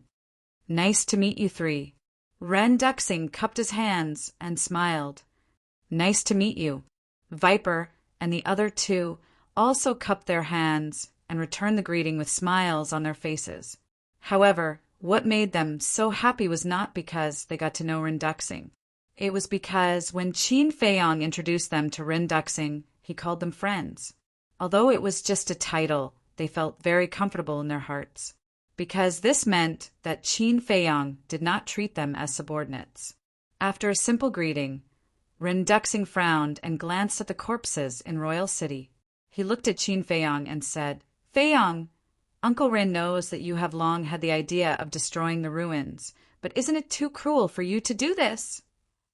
Qin Feiyong and the others were stunned. Wait, you don't think that we killed these people, do you? Wolf King said. Who else here besides you? Ren Duxing asked. Faced with Ren Duxing's question, Wolf King was speechless for a moment, because if it was him, he would also have the same suspicion. After all, they were the only ones here. Qin Feiyong sighed. Uncle Ren, these people were not killed by us. No. Ren Duxing frowned and said, Then who was it? Dong Qing. Qin Feiyong said. Dong Qing? Ren Duxing was slightly stunned and said in surprise, Are you talking about the little girl of the Dong family? That's her. Qin Feiyong nodded. How is this possible? Although I left the city a long time ago, I have seen her when she was a child. With my understanding of her, it should be impossible for her to do such a thing. Ren Duxing found it a little hard to accept. People change. In short, now she has lost her mind. Qin Feiyong's eyes flashed with killing intent. Seeing that Qin Feiyong did not show any sign of lying, Ren Duxing's face darkened slightly and asked, What the hell is going on? Quick, tell me the details. Qin Feiyong nodded. He told her everything that had happened in Iron Bull Town and the ruins. After listening, Ren Duxing sighed incessantly. He shook his head and sighed. I really didn't expect that the innocent and lively little girl back then would actually turn into such a person. It's really as the saying goes, the affairs of the world are unpredictable. After saying that, Ren Duxing asked again, What about the old man and Shuang? Are they all right now? Qin Feiyong hesitated and said, The old man also went to the imperial capital. Everything is fine for now. For now. Ren Duxing was stunned. He frowned and asked, Did something happen? Qin Feiyong lowered his head and hesitated. Ren Duxing said with a smile, You don't have to worry about anything. Tell me the truth. All right. Actually, I am the son of the current emperor. Because of me, the old man and my sister were somewhat implicated, but it has been solved now. Qin Feiyong said truthfully, his face full of self-blame. the son of the current emperor? Ren Duxing looked at Qin Feiyang with a dumbfounded expression. Qin Feiyang nodded, then smiled bitterly and said, "But for some reason, not only have I broken away from the relationship of father and son, but also to the point where you die and I die. In short, since I entered the imperial capital, a lot of things have happened, and I can't finish it in a short time." Ren Duxing patted him on the shoulder and said with a smile, "Although I don't know what you have experienced all these years, I firmly believe that there is no obstacle in this world that cannot be overcome." "I believe it too."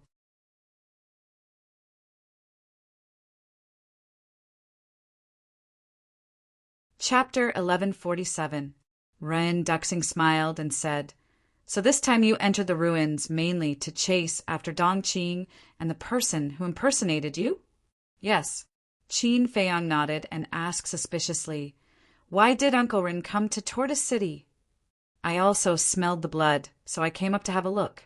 But I didn't expect that such a cruel thing would happen."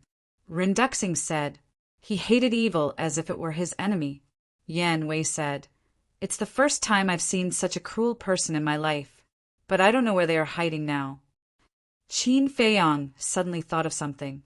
He looked at Rin Duxing and asked, "Uncle Rin, have you been in the canyon below all the time?" "Yes." Rin Duxing nodded. Qin Feiyang said, "Then did you see them enter the canyon?" "No." Ren Duxing shook his head and said, "But with the source of power, I should be able to sense their aura." "You can sense it?" Qin Feiyang and the others were stunned and then overjoyed. "Wait a moment," Ren Duxing said and closed his eyes. Qin Feiyang and the others could clearly sense that an obscure force, with Ren Duxing as the center, was spreading in all directions. Time passed breath by breath. About 100 breaths. Ren Duxing opened his eyes, and there was a trace of confusion between his eyebrows. "What's wrong?" Qin Feiyang asked. Ren Duxing said, "I did sense 2 strange auras in the canyon below, but, speaking of this," Ren Duxing frowned. "But what?" They looked at him in surprise. Ren Duxing said, "It seems that something is blocking my search, and I can't sense their location." This, Qin Feiyang and the others looked at each other. Wolf King suddenly said, "Is it because of Dongqing's sword?" "It's possible. That sword can even cut through the iron chain bridge. It's definitely not an ordinary sword." Qin Feiyang said in a deep voice. This was even more troublesome. He had been to the canyon below with Lu Xingqian before, so he knew how big it was. If he couldn't pinpoint Dongqing's current location, then finding them would be like looking for a needle in a haystack.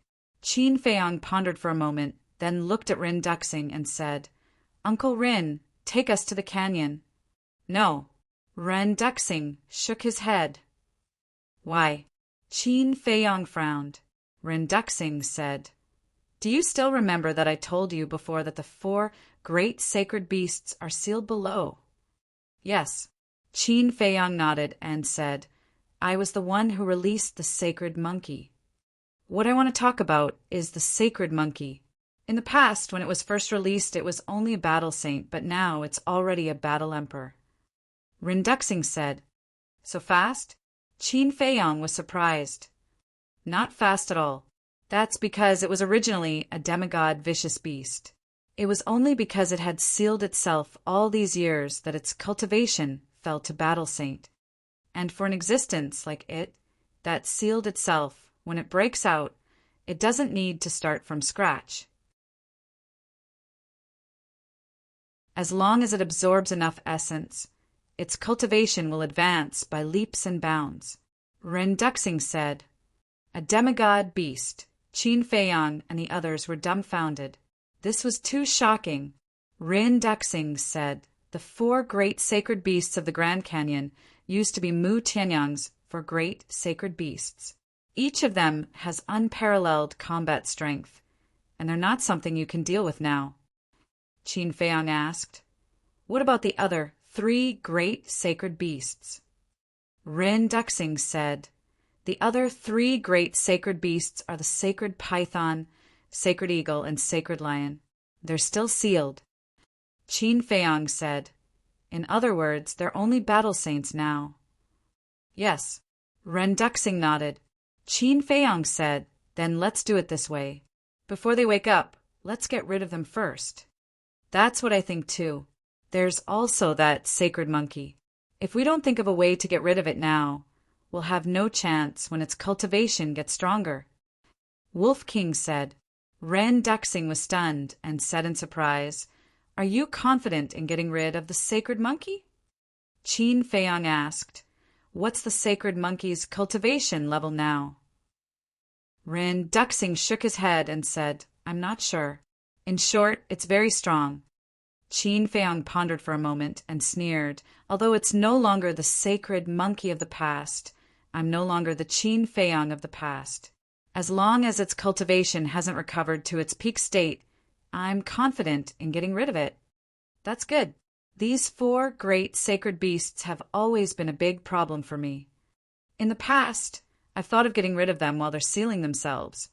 But those 4 great sacred beast emperors are protecting them at all times with countless fierce beasts. Although my strength is getting stronger day by day, they're also getting stronger. I can't find a chance at all. In the end, it's still because my cultivation is too weak and too incompetent. If it weren't for the fact that I've obtained Mu Tianyang's inheritance, I'm afraid I would have died in their hands. Rin Duxing sighed. Qin Feiyang secretly let out a long sigh. Frankly speaking, Rin Duxing suffered more than anyone else in the world, but he was also more noble than anyone else. In order to protect the thousands of creatures in the spiritual state, he had been guarding this place. He couldn't even visit his biological daughter and father. Who could compare to this kind of responsibility and breadth of mind? The Wolf King asked, After we eliminate the 4 great sacred beasts, will you be able to leave the ruins? Yes. After eliminating them, I can destroy the source of power and leave this place. But not only do we have to eliminate the 4 great sacred beasts, but we also have to kill the 4 great sacred beasts guarding them and the other fierce beasts in the Grand Canyon. Rin Duxing said. Qin Feiyang nodded. He had experienced the 4 great sacred beast emperors and other fierce beasts before, and they were ferocious by nature. If they were allowed to escape, the spiritual state would definitely be plunged into misery and suffering. No, not only the spiritual state, but the 18 counties in the 9 states would probably face a life and death catastrophe. This is no small matter. Are you really confident? Rin Duxing asked again. Qin Feiyang nodded heavily. Ren Duxing gritted his teeth and said, Okay, I'll take you to the Grand Canyon now, but don't alert the sacred monkey first. Let's get rid of the sacred eagle and the others without anyone knowing. No problem. Qin Feiyang smiled and turned to Wolf King and Viper, saying, You guys go to the castle first and be prepared for battle at any time. Understood. The 2 men and 1 wolf nodded. Qin Feiyang waved his hand and sent the 2 men and 1 wolf to the castle. Then he looked at Ren Duxing and said, We can move now. Ren Duxing took a deep breath, and a cold light flashed in his eyes as he said, Let's go to the sacred lion's nest first. With a wave of his sleeve, he swept up Qin Feiyang and Yen Wei and rushed towards the Grand Canyon. Suddenly, Qin Feiyang said, Uncle Rin, there's a question that I can't figure out. Since the sacred monkey has already broken out of the seal, why didn't it help the other 3 sacred beasts break out of the seal? Ren Duxing shook his head. I'm not sure either. Maybe it's not the right time. At this time, Yen Wei said again, I also have a question in my heart. Please speak. Ren Duxing said. Yen Wei said, What exactly is the source of power that you're talking about? It's very complicated. I'll explain it to you simply. The storm in the canyon, as well as the gravity, all come from the source of power. In other words, the source of power is equivalent to a control mechanism. Rin Duxing laughed. Yen Wei said, So you're saying that if you control the source of power, you can control those storms and gravity? Yes. Ren Duxing nodded. That's strange. Yan Wei frowned. What's strange? Ren Duxing did not understand. Qin Feiyang also looked at him, suspiciously. Since you can control those storms and gravity, why don't you just use those storms and gravity to kill them? Even I am afraid of the destructive power of the storm and gravity. It should be very easy to get rid of them. Yan Wei said. Qin Feiyang was startled for a moment, then suddenly said, That's right, Uncle Ren, why don't you do that? If I could do that, I would have done it a long time ago. Ren Duxing laughed bitterly. What's the reason? Qin Feiyang and Ren Duxing did not understand. Ren Duxing said, Cultivation. Cultivation? Qin Feiyang and Ren Duxing looked at Ren Duxing suspiciously. If they didn't look, they wouldn't know. However, what scared them wasn't how high Ren Duxing's cultivation was. On the contrary, Ren Duxing's cultivation was lower than they had imagined. He was only a mere 5-star War Master. Ren Duxing laughed. Feiyang, are you very disappointed? Qin Feiyang laughed bitterly. It would be a lie to say that he wasn't disappointed. He remembered that when he saw Ren Duxing in the past, the impression that Ren Duxing gave him was that other than being great, he was also unfathomable. But he didn't expect him to be so weak. Ren Duxing shook his head and laughed. It's not that I'm too weak, it's that you've grown too quickly. If you were still the War Emperor, I would still be unfathomable in front of you. Qin Feiyang laughed bitterly. This was the truth.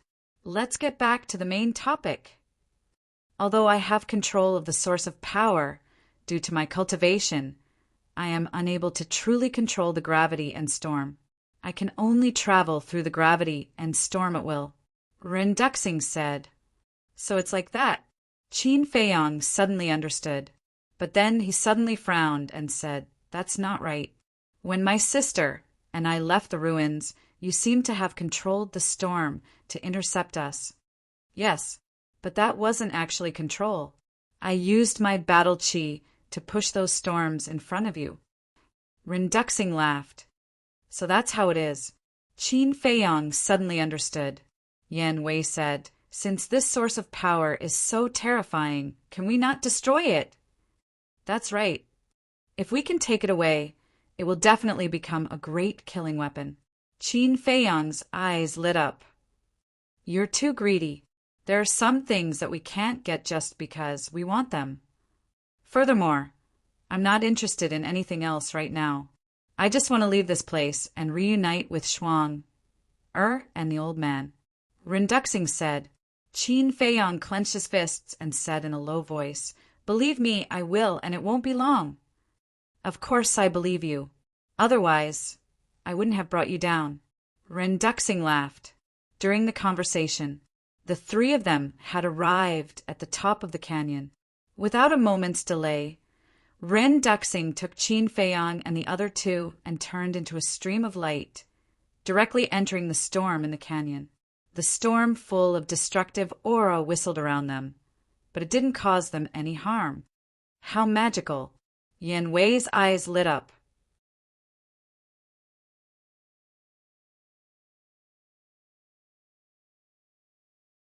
Chapter 1148. With Ren Duxing around, there was no danger in the storm. Very smoothly, the three of them passed through the storm and descended into the canyon below. A sea of fire entered their line of sight. Looking around, as far as the eye could see, it was all raging flames. This place was like a big furnace. Even Qin Feiyang and Yan Wei could feel the burning sensation. It's really an underground world. Yan Wei looked at all this with a dumbfounded expression, feeling as if he was dreaming. That's not right. However, Ren Duxing scanned the sea of fire, his eyes full of surprise. What's wrong? Qin Feiyang asked. Ren Duxing said, There were originally many fire dragon lions here, but why can't I see even one now? Qin Feiyang was stunned and hurriedly lowered his head to look at the sea of fire. He was not unfamiliar with this place because he and Lu Xingqian had been here before. Indeed, as Rin Duxing said, there are many fire dragon lions here. But now, looking around, other than the burning flames, there was not even a ghost. It was dead silent. I have an ominous premonition. Come with me quickly. Ren Duxing's face was as calm as water, turning into a stream of light and rushing forward. Qin Feiyang and Yan Wei looked at each other and hurriedly followed. Very quickly, a mountain peak entered the sight of the three. The mountain was not high, about 100 feet, but in the flat sea of fire, it was extremely eye-catching. The mountain peak was crimson red, surrounded by flames. From afar, it looked like it was made of magma. Whoosh! Rin Duxing led Qin Feiyang and the other two and landed directly on the mountain peak. The mountain peak was as flat as a mirror, as if it was cut by an axe, and in the middle of the mountain peak there was a tunnel entrance. Ren Duxing walked quickly to the entrance of the tunnel and said in a deep voice that Saint Lion is sealed below, but, speaking of which, Ren Duxing raised his head and scanned the mountain peak, the uneasiness on his face growing stronger. But what? Qin Feiyang frowned. The Lion King of the Guardian Sacred Lions usually guards this entrance. But now, not only have the other fire dragon lions disappeared, even the Lion King is gone. I can't help but suspect that something might have happened while I was away. Rin Duxing said. Qin Feiyang raised his eyebrows and said, You mean before you went to Royal City, everything was normal here? Yes. Ren Duxing nodded. Qin Feiyang's face darkened as he shouted, Quickly go down and take a look! Whoosh! With a wave of his hand, Yan Wei swept up the two of them and rushed into the tunnel like lightning. Inside the tunnel, heat waves surged. Not long after, Qin Feiyang and the other two were sweating profusely. But as they went deeper, the heat waves gradually disappeared and were replaced by a trace of coolness. However, gradually the coolness turned into coldness, and the temperature underground became lower and lower. After going down for an unknown number of meters, the three of them finally arrived in front of an ice cave. Inside the ice cave, cold air lingered, and the cold current was bone-chilling. The three of them stepped into the ice cave and were immediately dumbfounded, only to see that there was nothing in the huge ice cave. But in the middle of the ice cave, there was a pile of broken ice. Looking at the pile of ice, Rin Duxing's face instantly became gloomy to the extreme, and said, Sure enough, something happened. The Saint Lion has been unsealed. So the Saint Lion was frozen here, and those broken pieces of ice were the ice that sealed it. It must be Dongqing. Yan Wei said in a deep voice. Qin Feiyang's eyes flashed with killing intent as he looked at Rin Duxing and said, Quickly sense if there are any changes in the other areas. Okay. Rin Duxing nodded and closed his eyes. Yan Wei glanced at Rin Duxing, walked to Qin Feiyang's side, and asked in a low voice, How many areas are there here? 4. Forest, sea of fire, glacier, desert. The fierce beast in the forest is the black stone ape. The fierce beast in the sea of fire is the fire dragon lion. The fierce beast in the glacier is the snow eagle. And the fierce beast in the desert is the flying sand python. Qin Feiyang said. Yan Wei was stunned and asked puzzledly, These fierce beasts are not rare, but why are you all so surprised? It's indeed nothing in the Forgotten Continent, but in the great Qin Empire it's very rare. Maybe it's because of the battle that year. These fierce beasts went extinct. Qin Feiyang guessed. Which battle? Yan Wei was curious. Qin Feiyang said, The battle between my ancestor and the previous emperor Mu Tianyang. Although I have not seen it with my own eyes, and there are no clear records in the history books, but I can imagine how terrifying the battle between the two gods of war is. Moreover, to overthrow an empire, it's inevitable that people will be plunged into misery and suffering. Yan Wei nodded his head in realization. Not good. At this time, Rin Duxing opened his eyes, and his eyebrows were full of worry. What's wrong? Qin Feiyong was surprised. Ren Duxing said, I can't sense the situation in the canyon now. What is blocking all of this? Don't worry. With the storm and gravity, even if Dong Qing wants to take them out of the canyon, it will take a long time. Let's quickly go to other areas.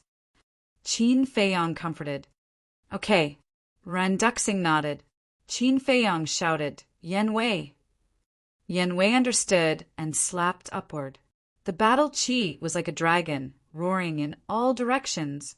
With a loud bang, the whole mountain was instantly turned into ashes. Whoosh! The three of them immediately rushed to the next area.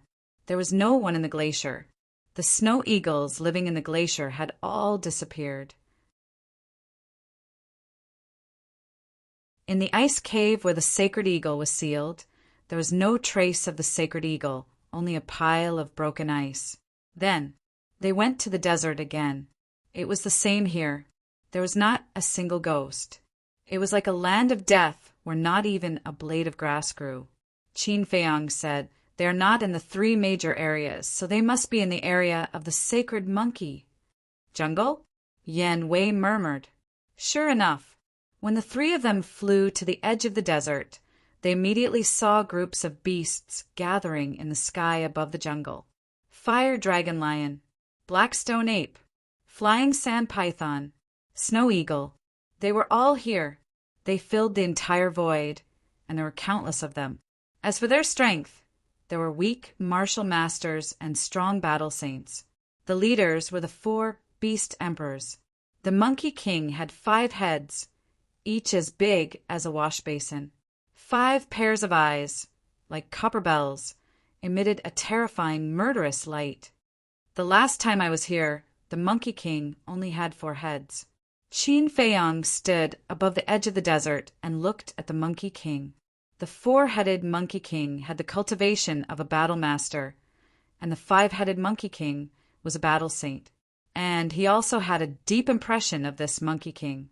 At that time, he and Lu Xingchen almost died in the hands of this Monkey King. He looked at the Sand Python King, Eagle King, and Lion King. He was no stranger to these 3 beast emperors. Although they are not strong, if they escape from the ruins and enter the spiritual state, there will definitely be rivers of blood. Yan Wei said. Ren Duxing said, Yes, we must keep them all. Qin Feiyong nodded, but suddenly he frowned. Although the 4 beast emperors and the beasts of the 4 major regions were here, he didn't find Dong Qing and Lu Xingchen, nor the 4 saint beasts among these beasts. Strange, where did they go? Qin Feiyong murmured. Ren Duxing also quickly noticed this, and his face was full of surprise. Gradually, the 3 of them found a very strange situation. They were above the edge of the desert without any concealment, but those beasts didn't seem to notice them, and they were all looking at the opposite cliff, including the 4 beast emperors. What's the situation? The 3 of them looked at each other. One must know. They didn't hide their aura. These beasts should have noticed them before they got close. But why didn't they react at all?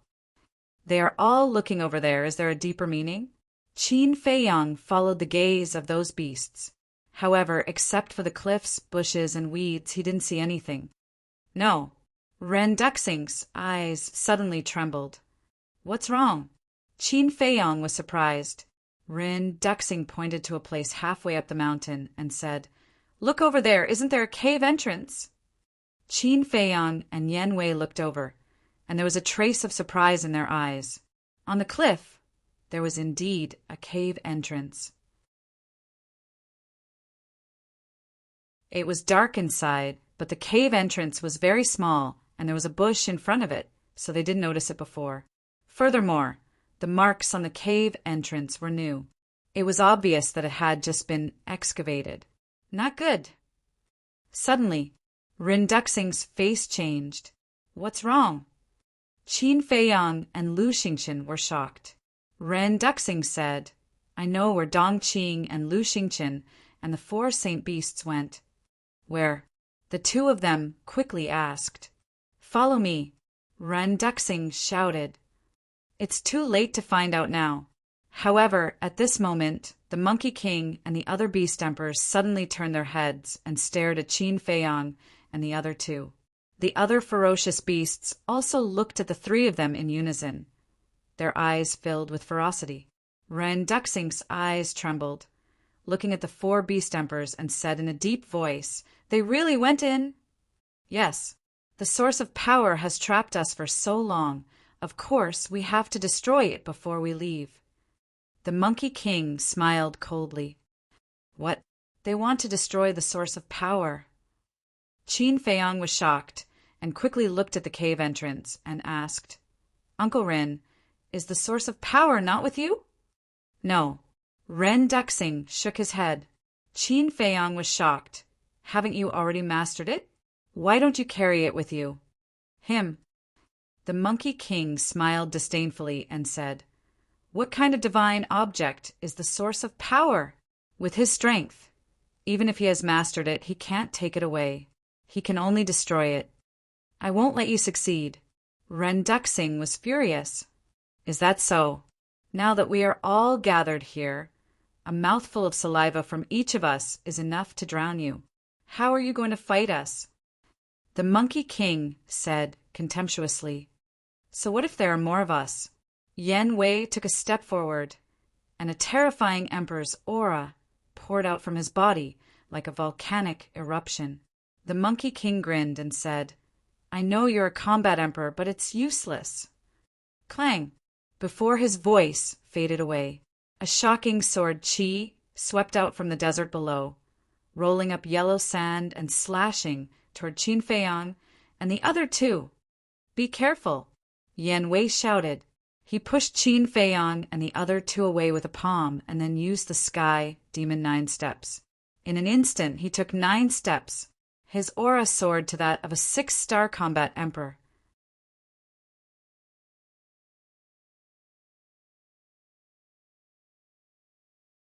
Chapter 1149.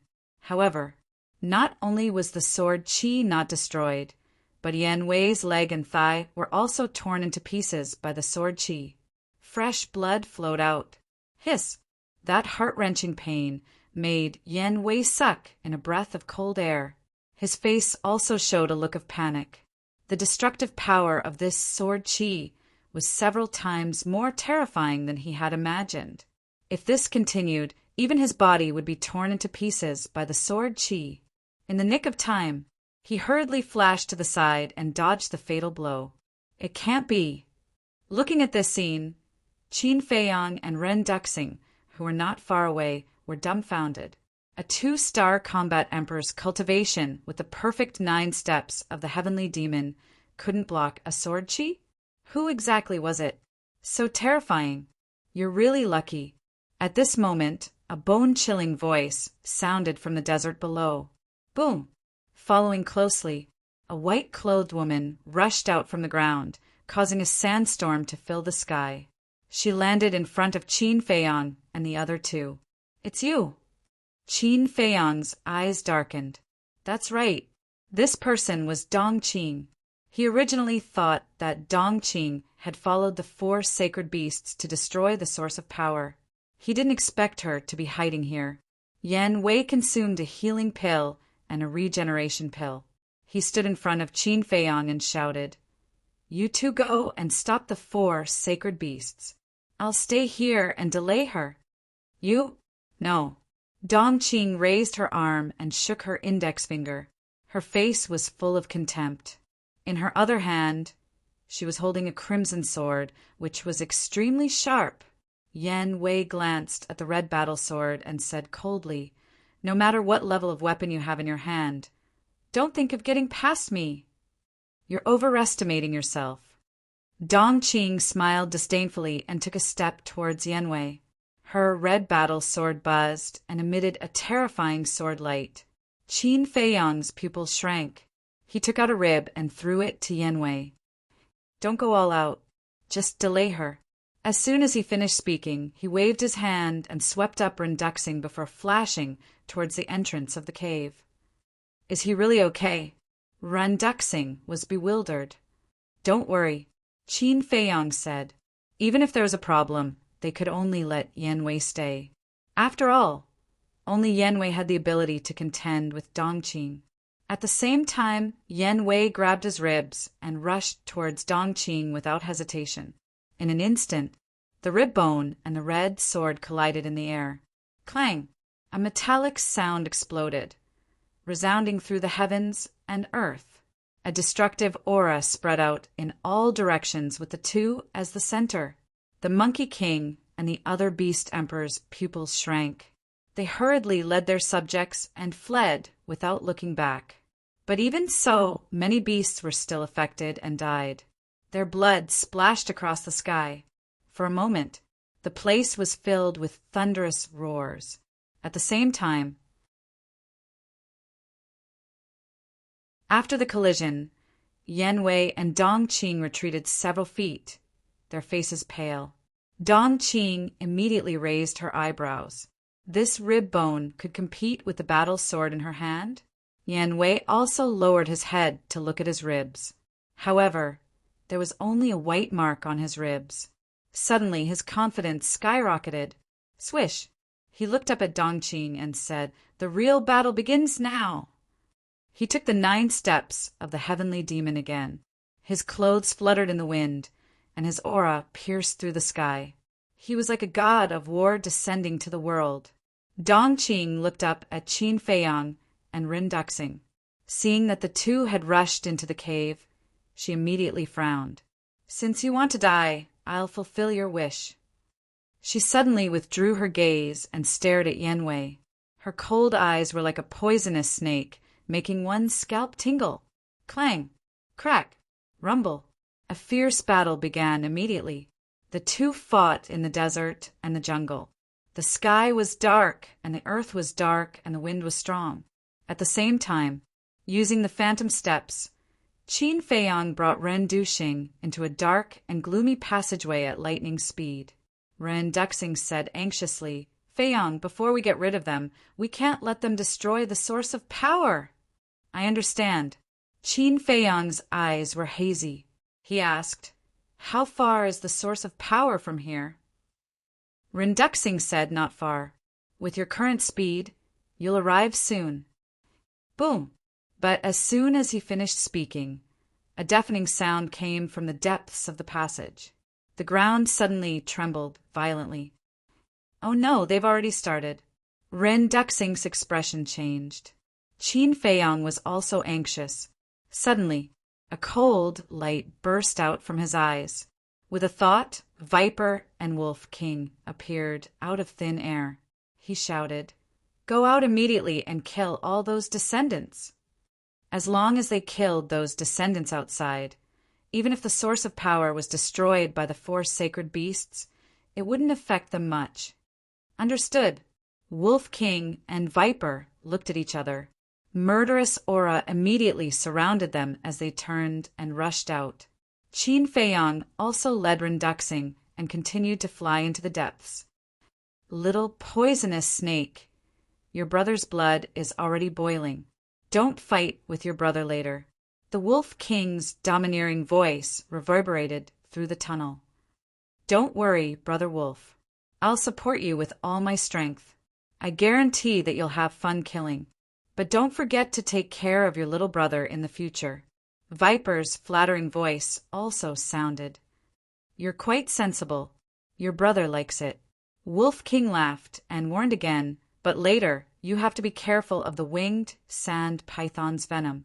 Little Qin Z almost died under that venom." "Is that so?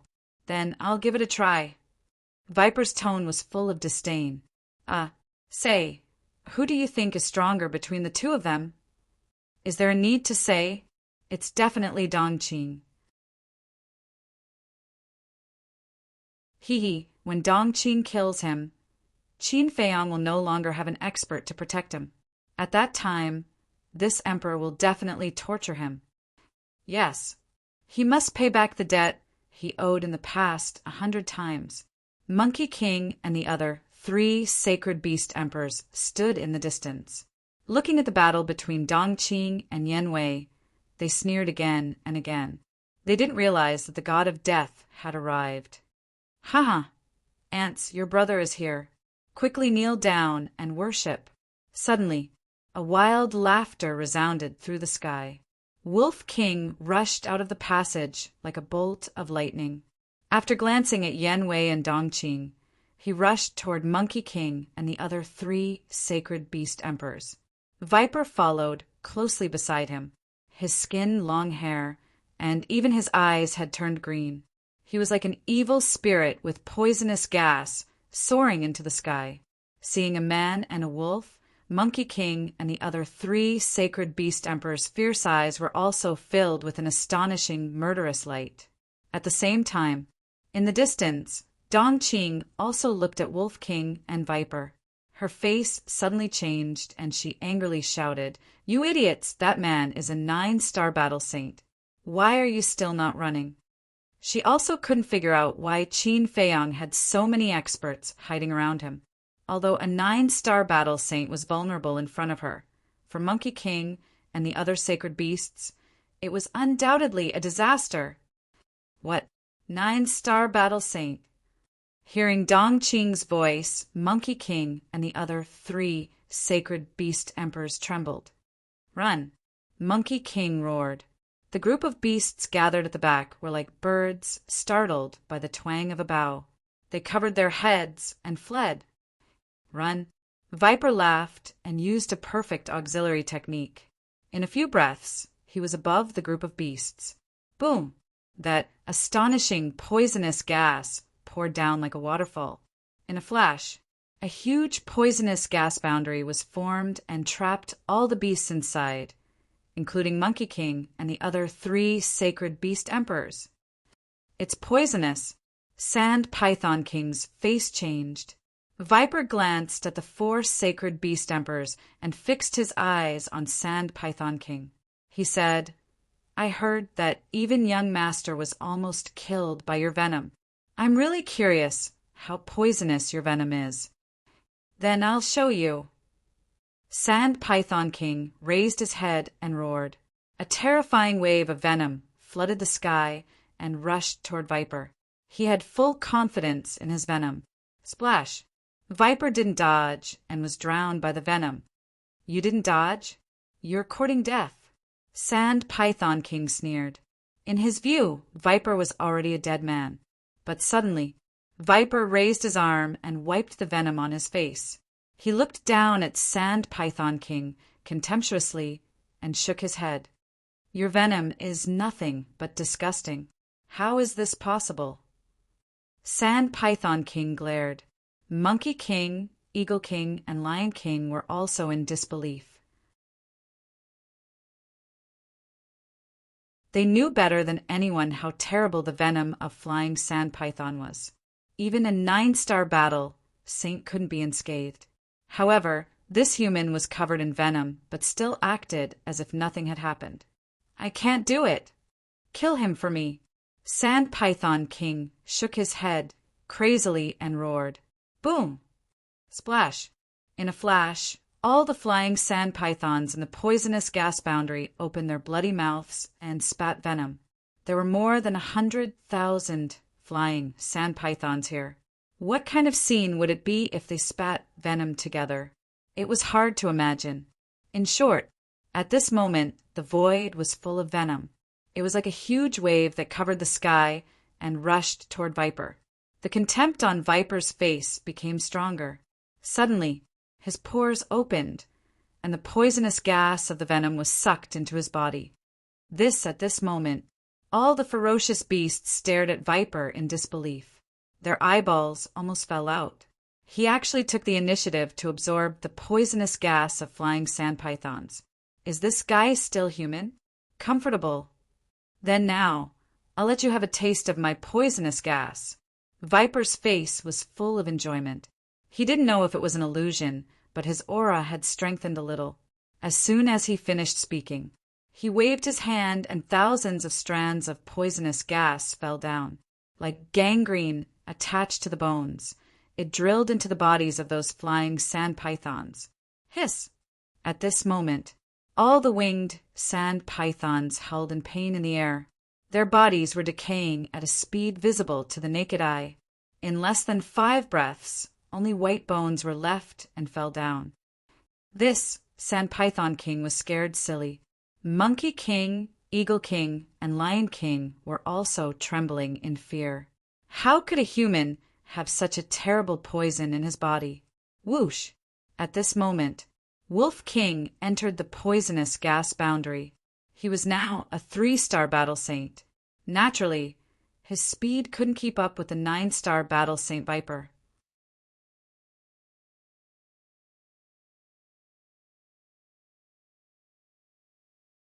Chapter 1150. This. Sorry, I killed too many on a whim. Viper smiled embarrassedly and said, But I will leave the Sand Python King to you. It is a big fish. Wolf King looked at the Sand Python King and laughed. It is indeed a big fish. The Sand Python King's eyes turned cold. Such a disdainful attitude was simply a naked humiliation to it. But Wolf King turned a blind eye to the Sand Python King's cold eyes and joked, How can you be so stupid? You want to compete with Viper in terms of poison.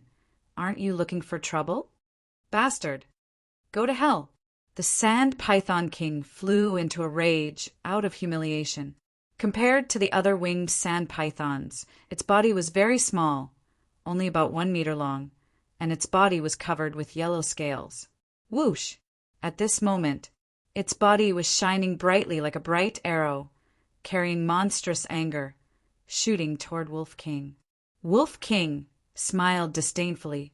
After all these years, the Sand Python King's cultivation had also broken through, and it was now a 1-star battle saint. But for Wolf King, a 3-star battle saint, it was naturally nothing in his eyes. It stood up like a human, and its body expanded in the wind. In the blink of an eye, a gigantic wolf appeared out of nowhere, and its holy aura roared in all directions. What? This momentum has surpassed us. The Monkey King, Eagle King, and Lion King all changed their expressions. A firefly's light wants to compete with the sun and the moon. You are overestimating yourself. Wolf King smiled coldly. He slapped with his claws, and even the battle aura was not seen. Accompanied by a painful roar, the Sand Python King was sent flying on the spot. Its body was split into 4 or 5 pieces, and blood splashed in the sky. Dead. Theta Wong was dumbfounded. Although the Sand Python King and Wolf King were 2 small realms apart, it should not be killed instantly, right? Run. The Monkey King suddenly roared. For a moment, the herd of beasts was in chaos, and they rushed toward the poisonous gas barrier one after another. However, the poisonous gas barrier was as solid as a rock. No matter how hard it was hit, it did not shake at all. Instead, it was the ferocious beasts that died one after another under the poisonous gas. I'll deal with you the same way you dealt with little Chinzi back then. Despair. Wolf King laughed madly as he slaughtered in all directions. With the poisonous gas barrier in place, the Monkey King and the other beasts had nowhere to run. They could only wait for death in despair. Dong Qing's face sank as she watched the man and wolf slaughtering their way through the crowd. She glared at Yan Wei and said, I admit I've underestimated you. It's good that you know. Yan Wei sneered. But even if you kill them all, it won't affect our plan in the slightest. Plan? Yan Wei's heart trembled as he asked suspiciously, What plans do you have? When you go to hell, the King of Hell will tell you. Dong Qing's arm trembled as the crimson sword in her hand shot out 10,000 rays of sword qi towards Yan Wei. I'm afraid you're the one who's going to hell today. Yan Wei's fighting spirit soared to the sky. He raised his rib and violently smashed it towards the sword qi. Boom! Crack! Suddenly, the void in this place twisted and the ground sank. A wave of destructive air rushed out in all directions like a raging wave in the ocean, destroying everything. Whether it was Wolf King's slaughter or Yan Wei's fierce battle, both had reached the climax. Corpses were everywhere, and blood flowed like a river. The canyon was shrouded in a tragic atmosphere. Boom! At the same time, the sound of bombardment at the end of the passage was also incessant. The sound of bombardment came from a grotto. The grotto was about 100 feet long. A black crystal was suspended in the middle of the grotto, spewing out wisps of black mist. Around the crystal stood 4 ferocious beasts and a white-robed man. They were crazily bombarding the black crystal. The man in white looked exactly the same as Qin Feiyang. Obviously, he was the man who slaughtered the invincible Black Army in Iron Ox Town. During this period, his Sea of Qi had been repaired, and his cultivation had returned to its peak state. The 4 ferocious beasts were a monkey, a snow eagle, a fire dragon lion, and a winged sand python. Among them, the monkey was the strongest. Its whole body was filled with Emperor's aura. That's right, it was the holy monkey that Qin Feiyang had released. The other 3 fierce beasts were undoubtedly the holy lion, holy eagle, and holy python. Their auras were similar. They were all 6-star battle saints. The man in white said in a deep voice, "I can already sense Qin Feiyang's aura.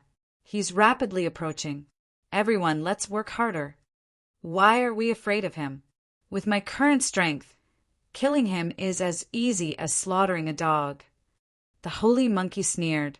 The holy eagle, holy lion, and holy python were also full of disdain, although their current cultivation levels had already fallen to that of a 6-star battle saint at their peak, which one of them wasn't a false god that struck fear into the hearts of others. Therefore, they looked down on Qin Feiyang from the bottom of their hearts. Is that so? However, before they could finish their words, a cold voice sounded. Immediately after, Qin Feiyang brought Ren Duxing and descended into the grotto. When enemies meet, their eyes turn red. The holy monkey's eyes suddenly surged with a strong murderous intent. Qin Feiyang glanced at the holy monkey indifferently. Then he glanced at the man in white and the other 3 holy beasts. Finally, he looked at the black crystal and asked, "Uncle Rin, is that the source of power?" "That's right." Ren Duxing nodded. Qin Feiyang's pupils shrank slightly. The aura of the black crystal wasn't strong, but it gave him an extremely dangerous feeling. He also discovered that the black crystal was exactly the same as the 5-colored crystal in both shape and size. The only difference was their colors.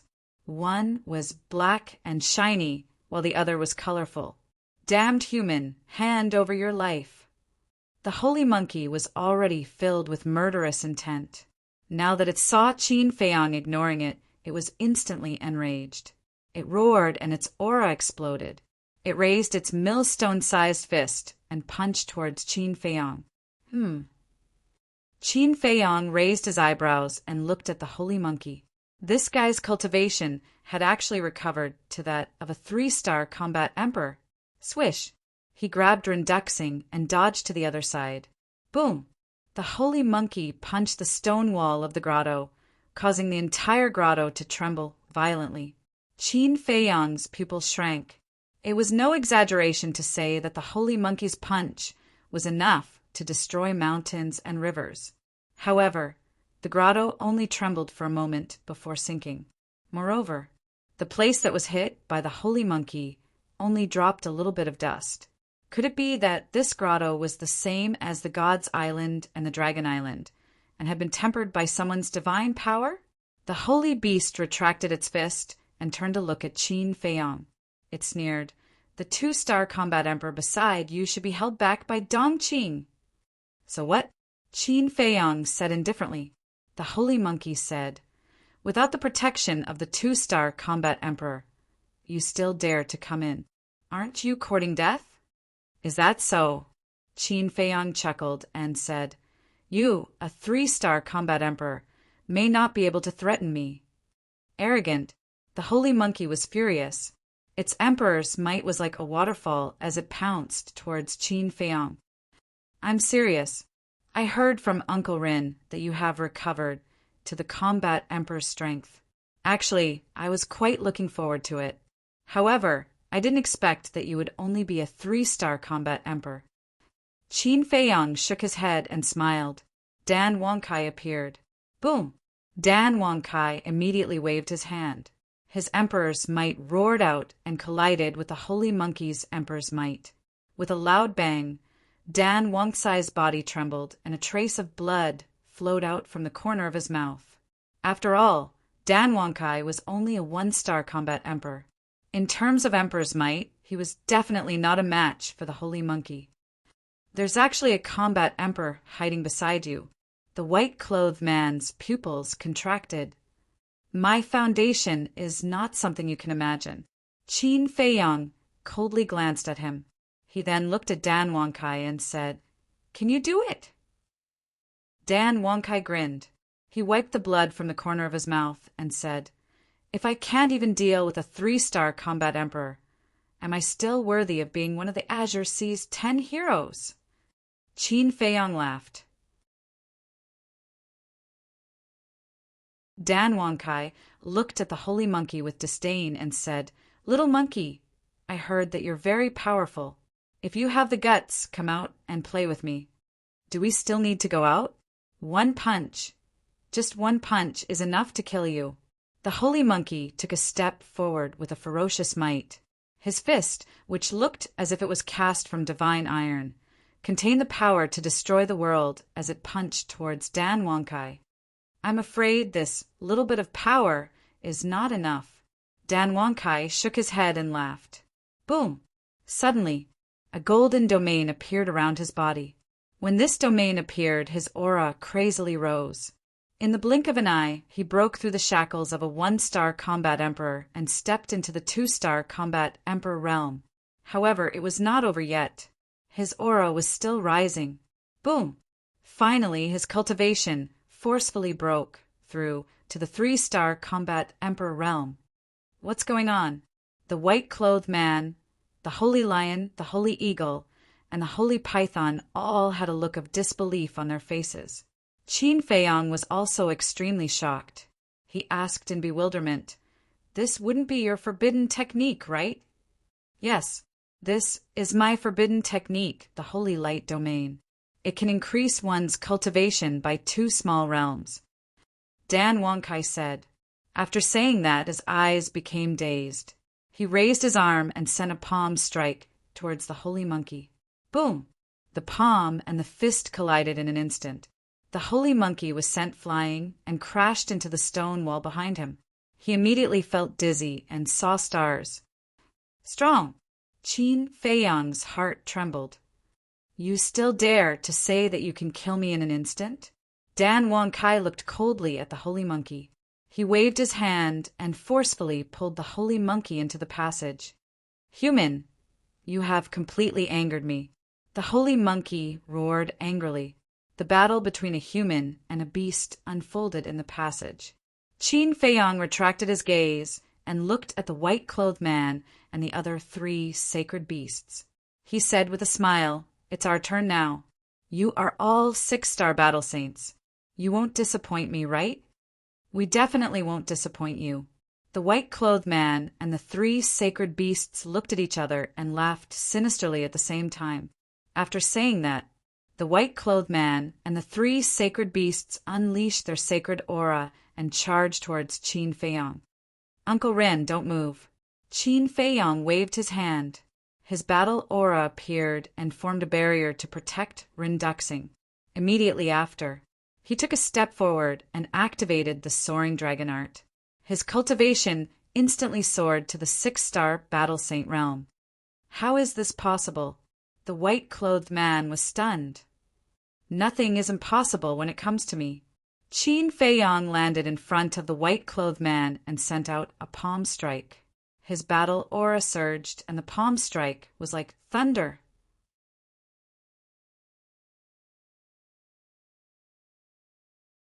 So what if you have the cultivation of a 6-star battle saint?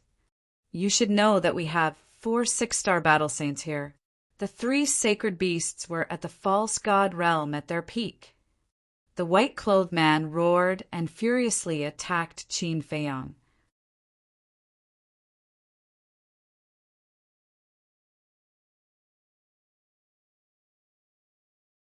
Chapter 1151. The three sacred beasts came at him from three different directions.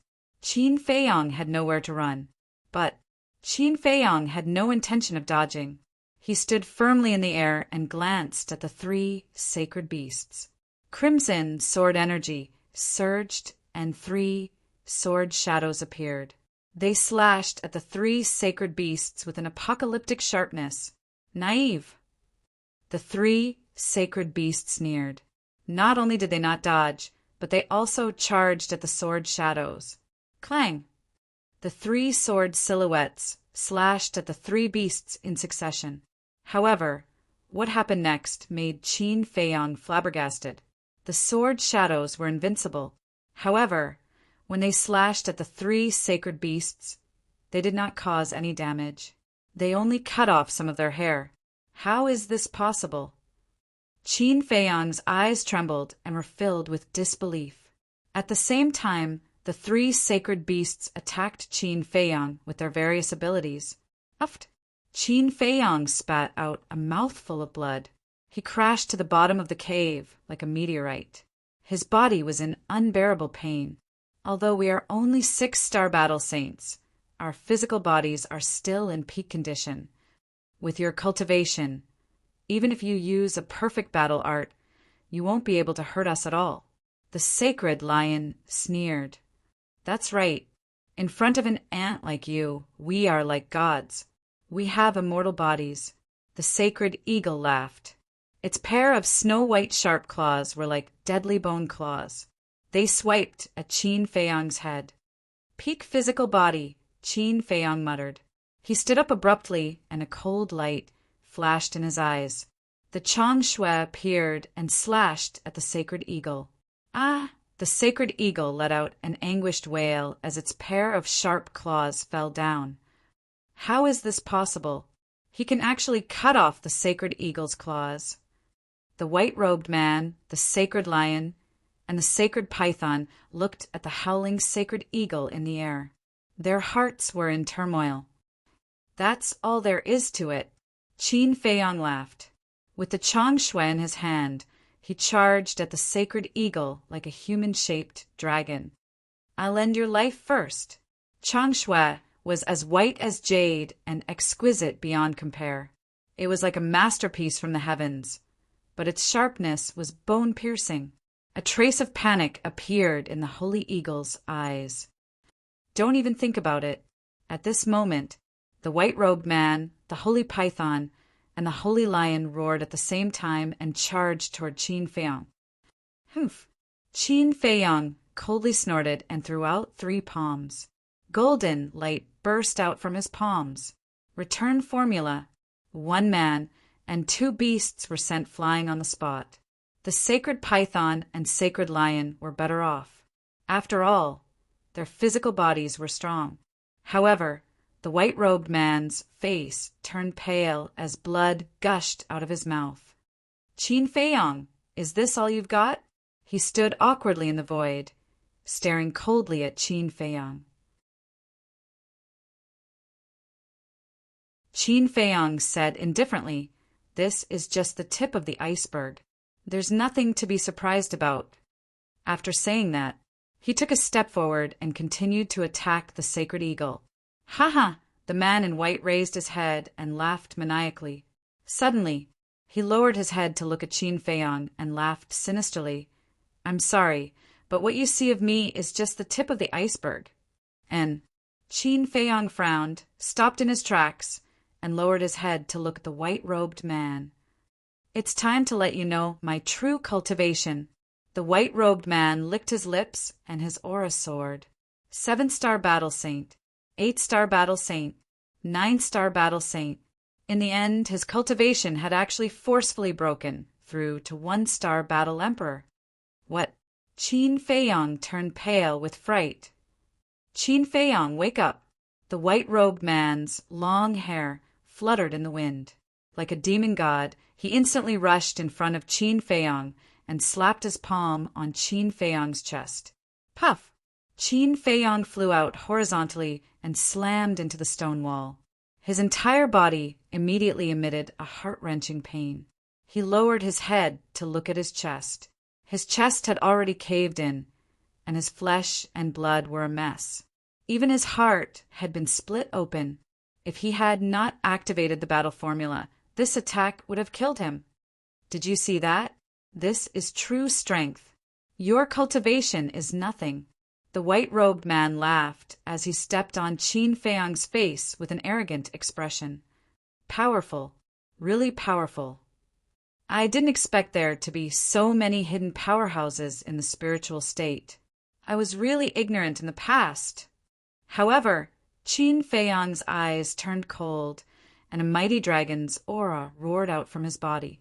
If you want to kill me with just this little bit of cultivation, then you are gravely mistaken. Emperor Prison, Qin Feiyang roared, and the purple gold dragon's soul roared out. Immediately, the entire stone cave turned into a prison. The holy eagle, holy lion, and holy python were all imprisoned here. The white-robed man was also shocked and quickly retreated. He raised his head to look at the purple gold dragon soul, and his eyes were filled with shock. Qin Feiyang slowly stood up, and dragon blood splattered and stained the ground. He swallowed a heart protection pill and coldly stared at the white-robed man. Is a one-star combat emperor very strong? I will kill you all the same. It doesn't matter. The white-robed man shrugged. What do you mean? Qin Feiyang frowned, looking at the white-robed man's calm expression. An inexplicable sense of uneasiness rose in his heart. Because we have been planning for so long, and we have been waiting for this moment. The white-robed man chuckled. With a wave of his hand, a wave of battle aura appeared. However, this battle aura was not directed at Qin Feiyang, but at the purple gold dragon blood under Qin Feiyang's feet.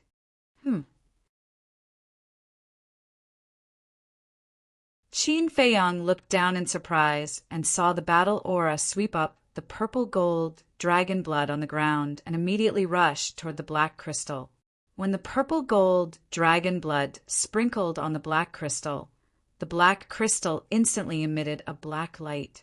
A terrifying aura burst out with a roar. In the end, the purple gold dragon blood was completely absorbed by the black crystal. In between the black light, there was a dazzling purple gold divine light. What's going on? Qin Feiyang's face was full of shock and confusion. The next moment, he saw something that made Qin Feiyang even more shocked. Clang! Whoosh! The black fog spewed out by the black crystal turned into a black iron chain that cut through the void like lightning and wrapped around the head of the purple gold dragon soul. Then, the iron chain quickly shrank and pulled the purple gold dragon's soul toward the black crystal. What's going on? Qin Feiyang looked at the black crystal and then looked at the purple gold dragon soul. The uneasiness in his heart grew stronger. He wanted to disperse the purple gold dragon soul. However, he was shocked to find that he could not control the purple gold dragon soul. Immediately, his body and mind trembled. Could this black crystal be the same as Wolf King's innate divine ability, which could deprive living creatures of their fighting souls?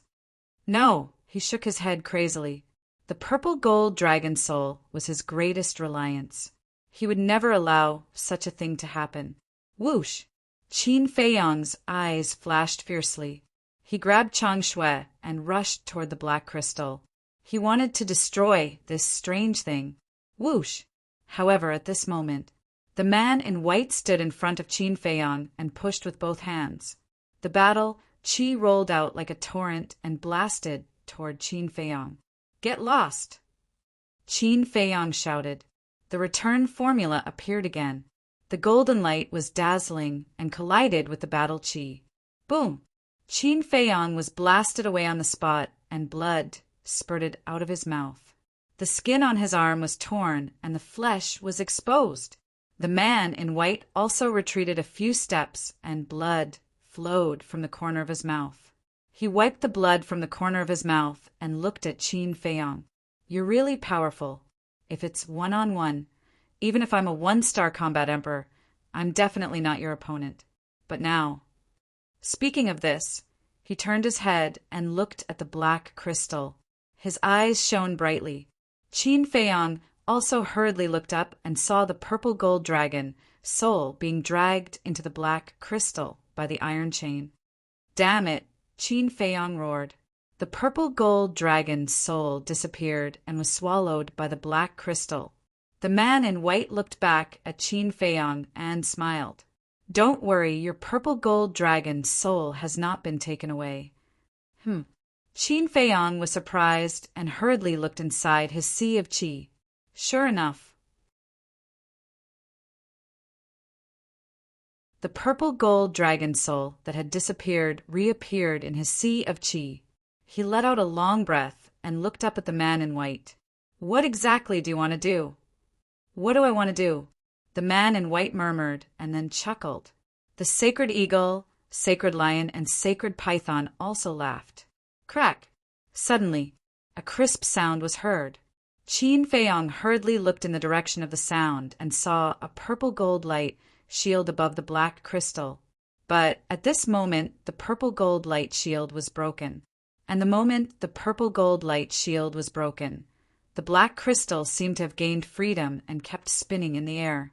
At the same time, a murderous and bloody aura surged out from the black crystal. Under this aura, whether it was Qin Feiyang, the man in white, or the three sacred beasts, there was an indescribable fear in their hearts. Feeling, it was like a demon was awakening. What exactly is it?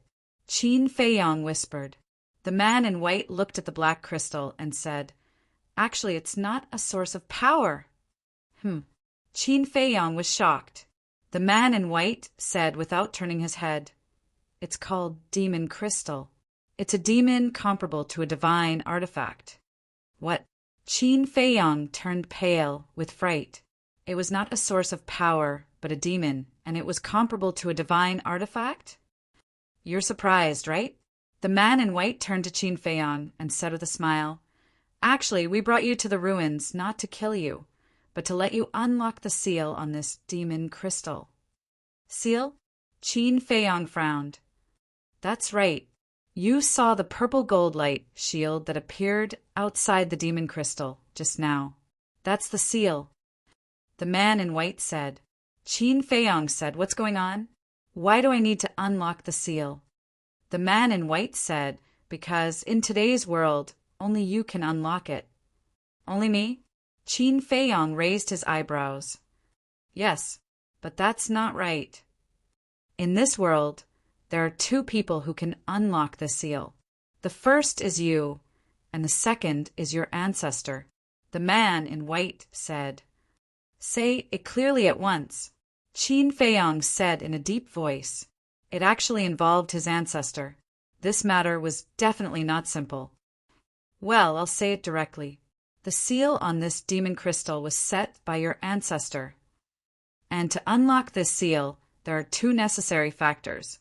The first is the purple gold dragon blood, and the second is the purple gold dragon soul. As long as one of these two is missing, the seal cannot be unlocked.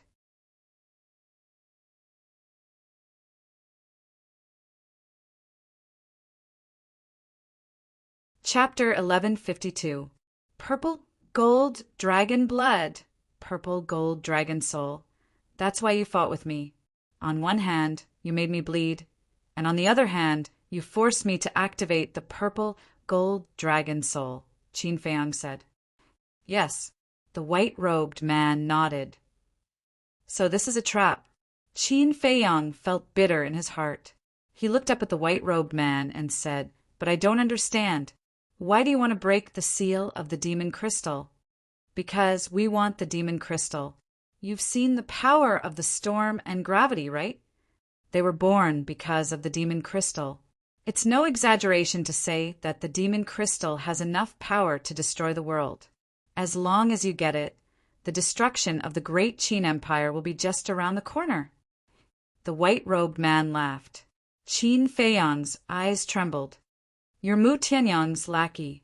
He should have known that the white-robed man was with the four sacred beasts and must be related to Mu Tianyang. The white-robed man chuckled.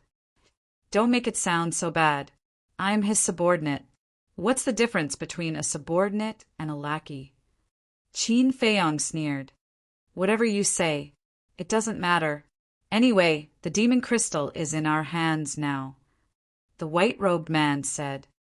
In our hands? Qin Feiyong sneered and said, sarcastically, you're too naive. The demon crystal is already under Uncle Ren's control. Before Qin Feiyong finished, the white-robed man said, the naive one is not me, it's you. Qin Feiyong raised his eyebrows.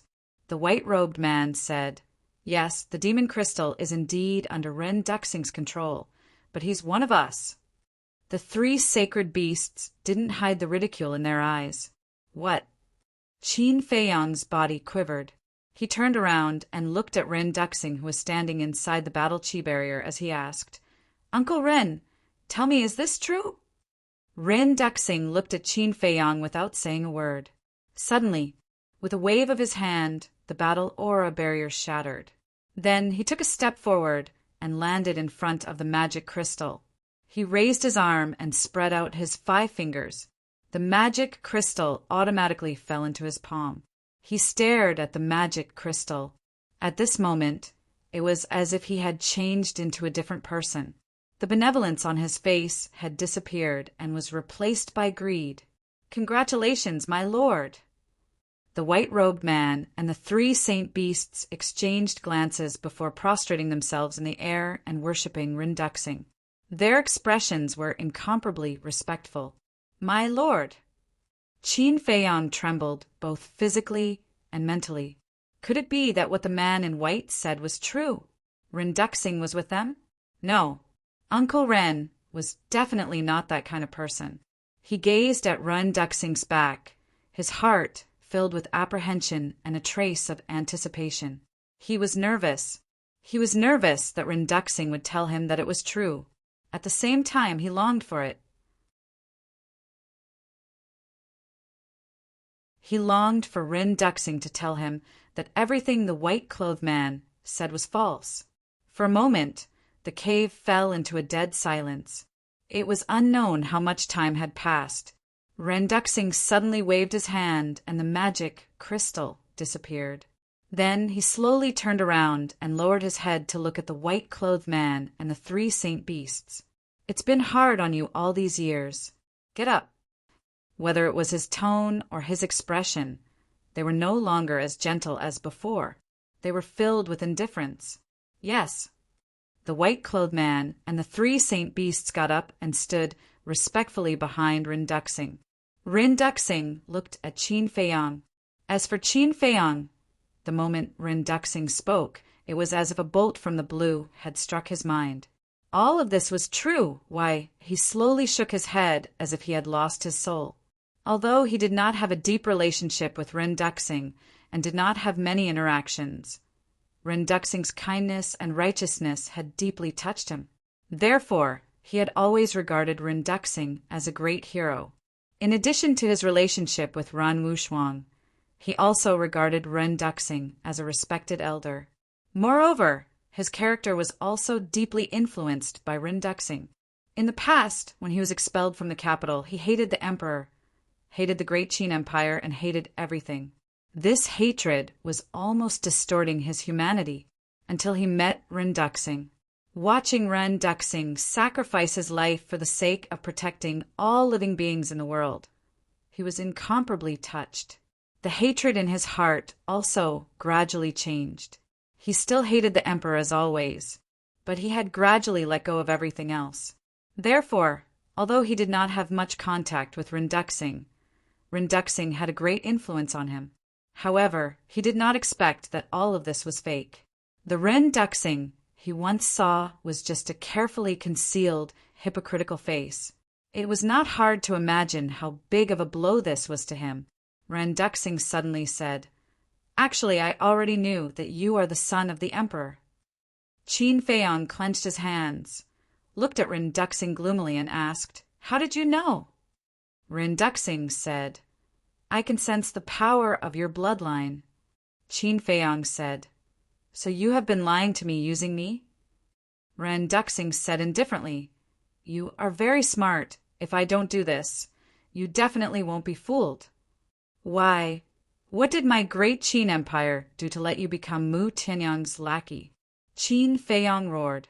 Ren Duxing shook his head. You are still too naive. Do you really think that I am Ren Duxing? Qin Feiyang was surprised. Ren Duxing said, This body is indeed Ren Duxing's, but the soul has changed. What? Could it be that you are? Qin Feiyang's face changed, and a terrifying thought crawled up in his mind. Yes, I am Mu Tianyang, Ren Duxing said. Qin Feiyang shook his head. Impossible. Nothing is impossible. Back then, your ancestor could have destroyed both my soul and body. However, due to his so-called benevolence, he spared me.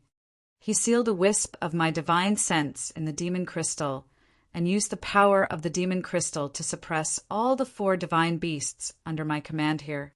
Ren Duxing said, No, now it should be Mu Tianyang. Qin Feiyang shouted, The ancestor is very benevolent. You should be grateful and not continue to do evil. Grateful? Mu Tianyang seemed to have heard the biggest joke in the world as he raised his head and laughed. He destroyed my Tianyang empire, killed my subordinates, and almost killed me. You still want me to be grateful to him? Even when he sealed me, he directly told me how to break the seal. Tell me, why did he do that? He's just humiliating me. Do you understand? Haha, let me tell you, I can't wait to destroy his bones and scatter his ashes. His eyes were filled with killing intent. Qin Feiyang couldn't help but clench his fists. Suddenly, Mu Tianyang stopped laughing, lowered his head to look at Qin Feiyang, and continued. He sealed me in the demon crystal, thinking that I couldn't escape, but he underestimated me too much. Although I only have a wisp of divine sense left, I am still a war god after all. After several thousand years, I finally tore open a crack in the seal. Although the crack is only as thin as a strand of hair, it is enough for me to escape. Mu Tianyang laughed proudly. Qin Feiyang mocked. After thousands of years, you only managed to tear a hair-thin crack. What's there to be proud of?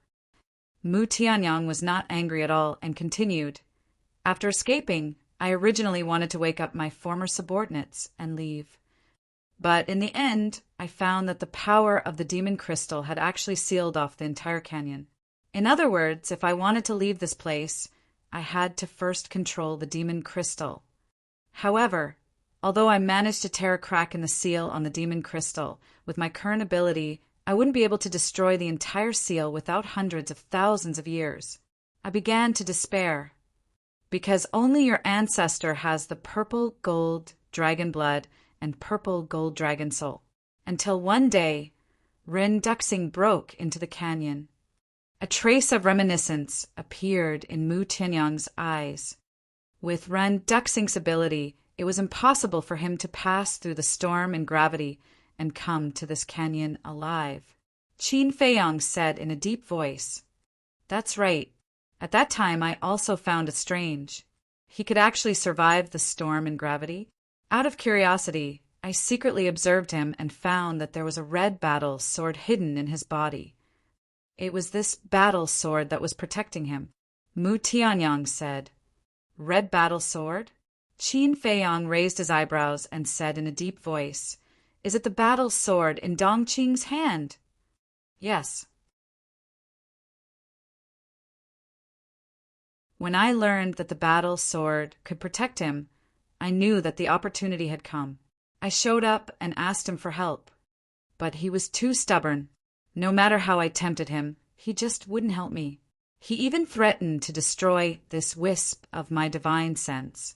Of course, I was very angry, so I found an opportunity to enter his sea of consciousness, erase his soul, and replace it. This is the so-called possession. As for that battle sword, it naturally belongs to me. Mu Tianyang laughed as if he was talking about a very ordinary thing. But Qin Feiyang's eyes turned blood red, and his hands clenched tightly together, full of anger. It turned out Rin Duxing was indeed a good person, Mu Tianyang joked. Now, do you want to kill me very much to avenge Rin Duxing? Qin Feiyang took a deep breath, suppressed the anger in his heart, and asked, That battle sword, where did Rin Duxing get it? Mu Tianyang said, according to his memory, he got it in a place called the Magic Dragon Mountain Range in He Province. Magic Dragon Mountain Range? Qin Feiyang frowned. He had never heard of this place before, and said, Then, since you have already taken over, why didn't you leave? I left, but when I went out, I asked around and found that your ancestor had actually disappeared. And after 10,000 years, the great Qin Empire has become stronger. With my current strength, I don't have the ability to destroy it. So I came back here. On one hand, I kept a low profile, and on the other hand, I continued to think of ways to break the seal. Not only does the magic crystal have the power to destroy the world, but more importantly, it is your ancestors. If I can get it, I will feel a little better. Mu Tianyang laughed. What? The magic crystal is my ancestors? Qin Feiyang's eyes widened. Yes, but now it belongs to me. Mu Tianyang nodded and smiled. You're tuning in to the Thunder Spear YouTube channel. Don't forget to subscribe and join us on this journey to catch the most captivating stories.